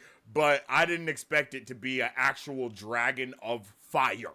Like, that's the last thing I expected. That was like the icing on the cake of awesome. And I was also surprised by Matt. No, I wasn't surprised by anything Matt did, actually. No, I was surprised when Matt blew the horn and all of the homies pulled up by his side, and then we saw Uno there with him. That was actually also crazy that I was surprised by. So those are probably the 2 things I was surprised by the most in the finale. Yeah, those are the things I was surprised by the most for sure. Yeah. Fortnite means something other than 14 days. Wait. Fortnite means something other than 14 days in some places. Oh, okay. Like, I don't know. I'm just making assumptions. I was also an adult before I actually knew a fortnight meant about 2 weeks. I was also an adult when I found that out right now at this moment. I didn't know that at all. I'm constantly learning from y'all. I'd love to see what you'd write for fan fiction within the Wheel of Time universe once you've read the series. That's something that I've been thinking about doing, is writing some fan fiction for something. Like writing fan fiction for like Avatar The Last Airbender, or even for like Full Metal Alchemist, because I just love those animes, you know? I think it would be really dope to write some fan fiction based off of some shows that I like a lot. Malazan is written in a similar way. Start as a shared world role-play setting, then became books. Some written by Steven Erikson and others by Ian Esselmont. Oh, okay. That sounds crazy. I'm going to have to look up some Malazan and figure out some more about it. The number 7 is a holy number, so I'd probably blame the Roman Church for our current weak setup. The Romans are behind a lot of things, yo. The Romans are behind a lot of things. People act like the Romans didn't do, like, all of the things. Romans did all of the things. Probably Gregorian calendar. Yeah, the Gregorian calendar is crazy. Yep, my calendar even has a name, actually. Start pulling notes up on y'all. Don't play with me.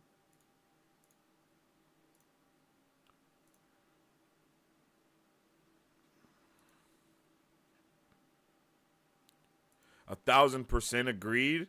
Fan fiction is a great way to flex writing muscles. Ooh, okay. I might have to get it cracking then. Excuse me. Might have to get it cracking with some writing.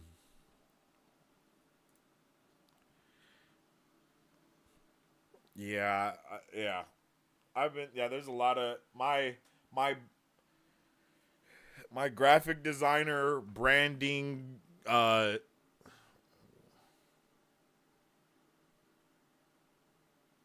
what the hell is the my brain won't let me like move past certain things sometimes. It's like, okay, I got to build this part of the world.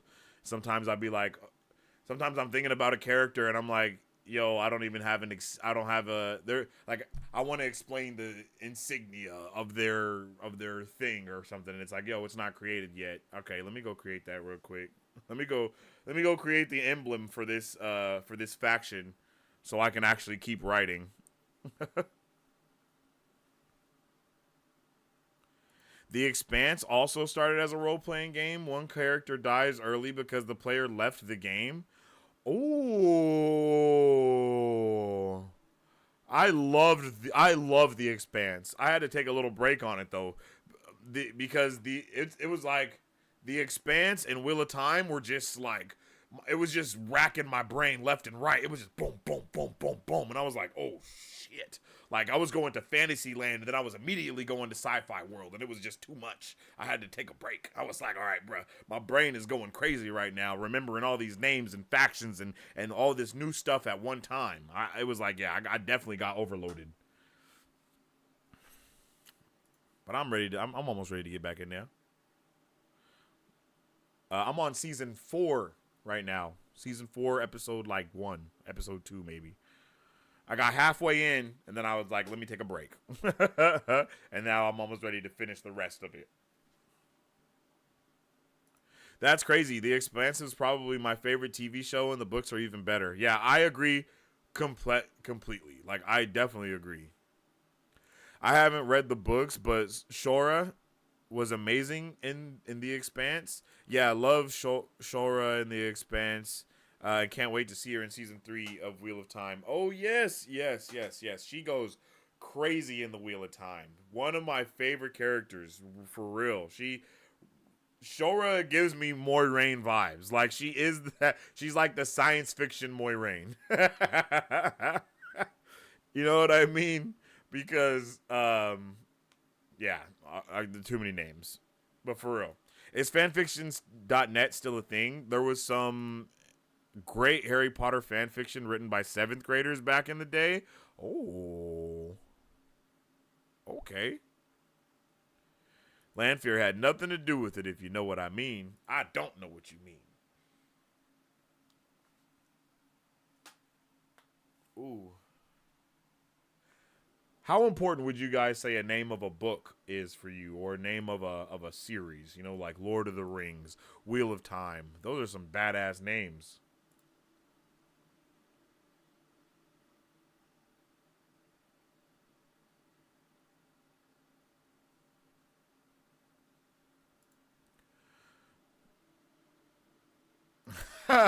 Sure, as always. HBIC.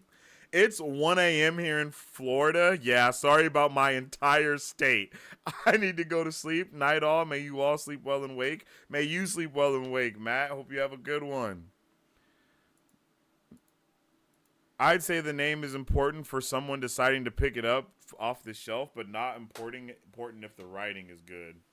Okay. All right. I think the names mean something more after I read it. I agree with that. And okay, so what do you call it when the book has a name different from the other thing? Like, it's called The Wheel of Time, but none of the books are called Wheel of Time, right? So the series is called Wheel of Time. Is that what it is? Like, the series has a name, but the books individually have a different name, right? Like, right? Books are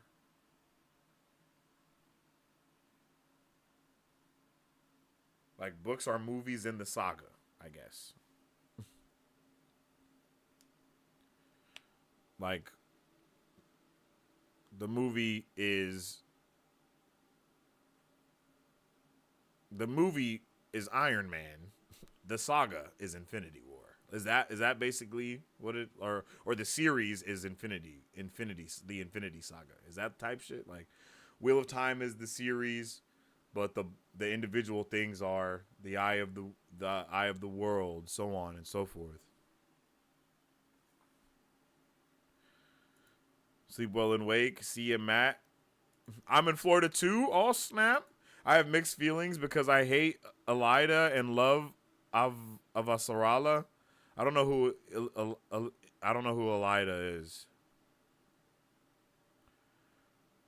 Like Song of Ice and Fire? Yeah. Okay. Game of Thrones, the book's called Song of Ice and Fire. I got you. Eye of the World is the first book in the Wheel of Time series.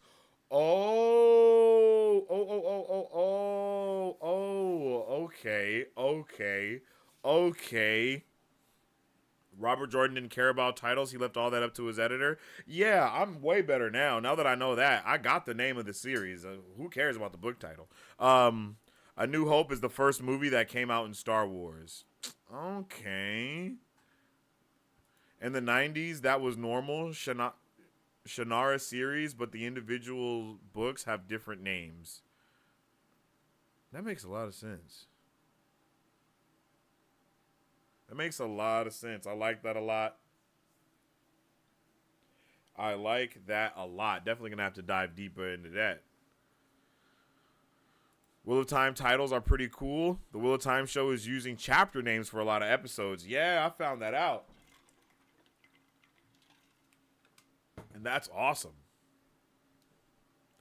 I'm realizing some of the best parts of the show are things that are from the book. And I'm loving that. Very similar approach to how The Last of Us did it. Like, The Last of Us did it good. This show did it good. I'm loving it. For real. All right, all you beautiful nerds and nerdettes, I definitely appreciate you guys for tuning in with me on today's episode of Marvel Bros, where we talked about a little bit of everything. Today was kind of just a chill day. We talked about the show. We talked about books. We talked about everything today. It was definitely awesome chilling with you guys, and I'm definitely gonna keep doing it, keep chilling. I really think this time I might actually talk about my book on Friday, but I also might not. I'm not sure. I'm still a little nervous, so we'll see. But if you guys jump in the Discord, you definitely have you definitely got the opportunity to talk to me more about it.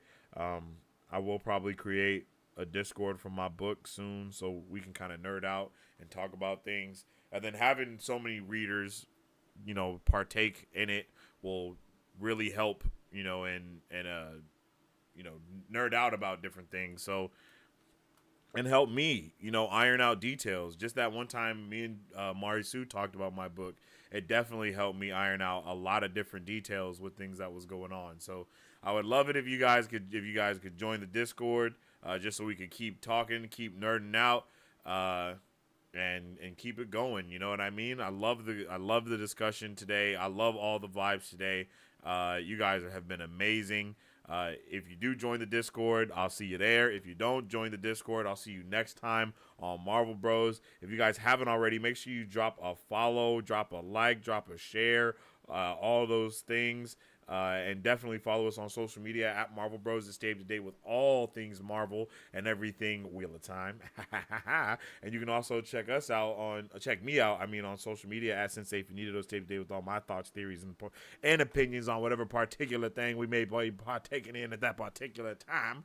Tomorrow we're going to be watching Loki episode 2. So if we got any Marvel fans or nerds or Marvel nerds in the chat, then you guys can definitely show up tomorrow for the Loki watch party and review that we will be doing. And then I think we're also watching Gen V on Friday, actually. So we may not be able to do that book stream. But I definitely hope you guys have enjoyed vibing with me, because I definitely have enjoyed vibing with you. And with all that being said, as I always say, stay awesome, stay nerdy, and don't forget to stay marvelous. Sleep well and wake. If you guys would like to support Marvel Bros, all you gotta do is visit our website at www.marvelbros.com and buy some merch. Represent the superfan. Or you can join our Patreon to get early access to content, patron-only scoops, giveaways, private Q&As, and those sacred watch parties. We appreciate you guys. We'll catch you on the next one. Excelsior. On today's pop culture news update,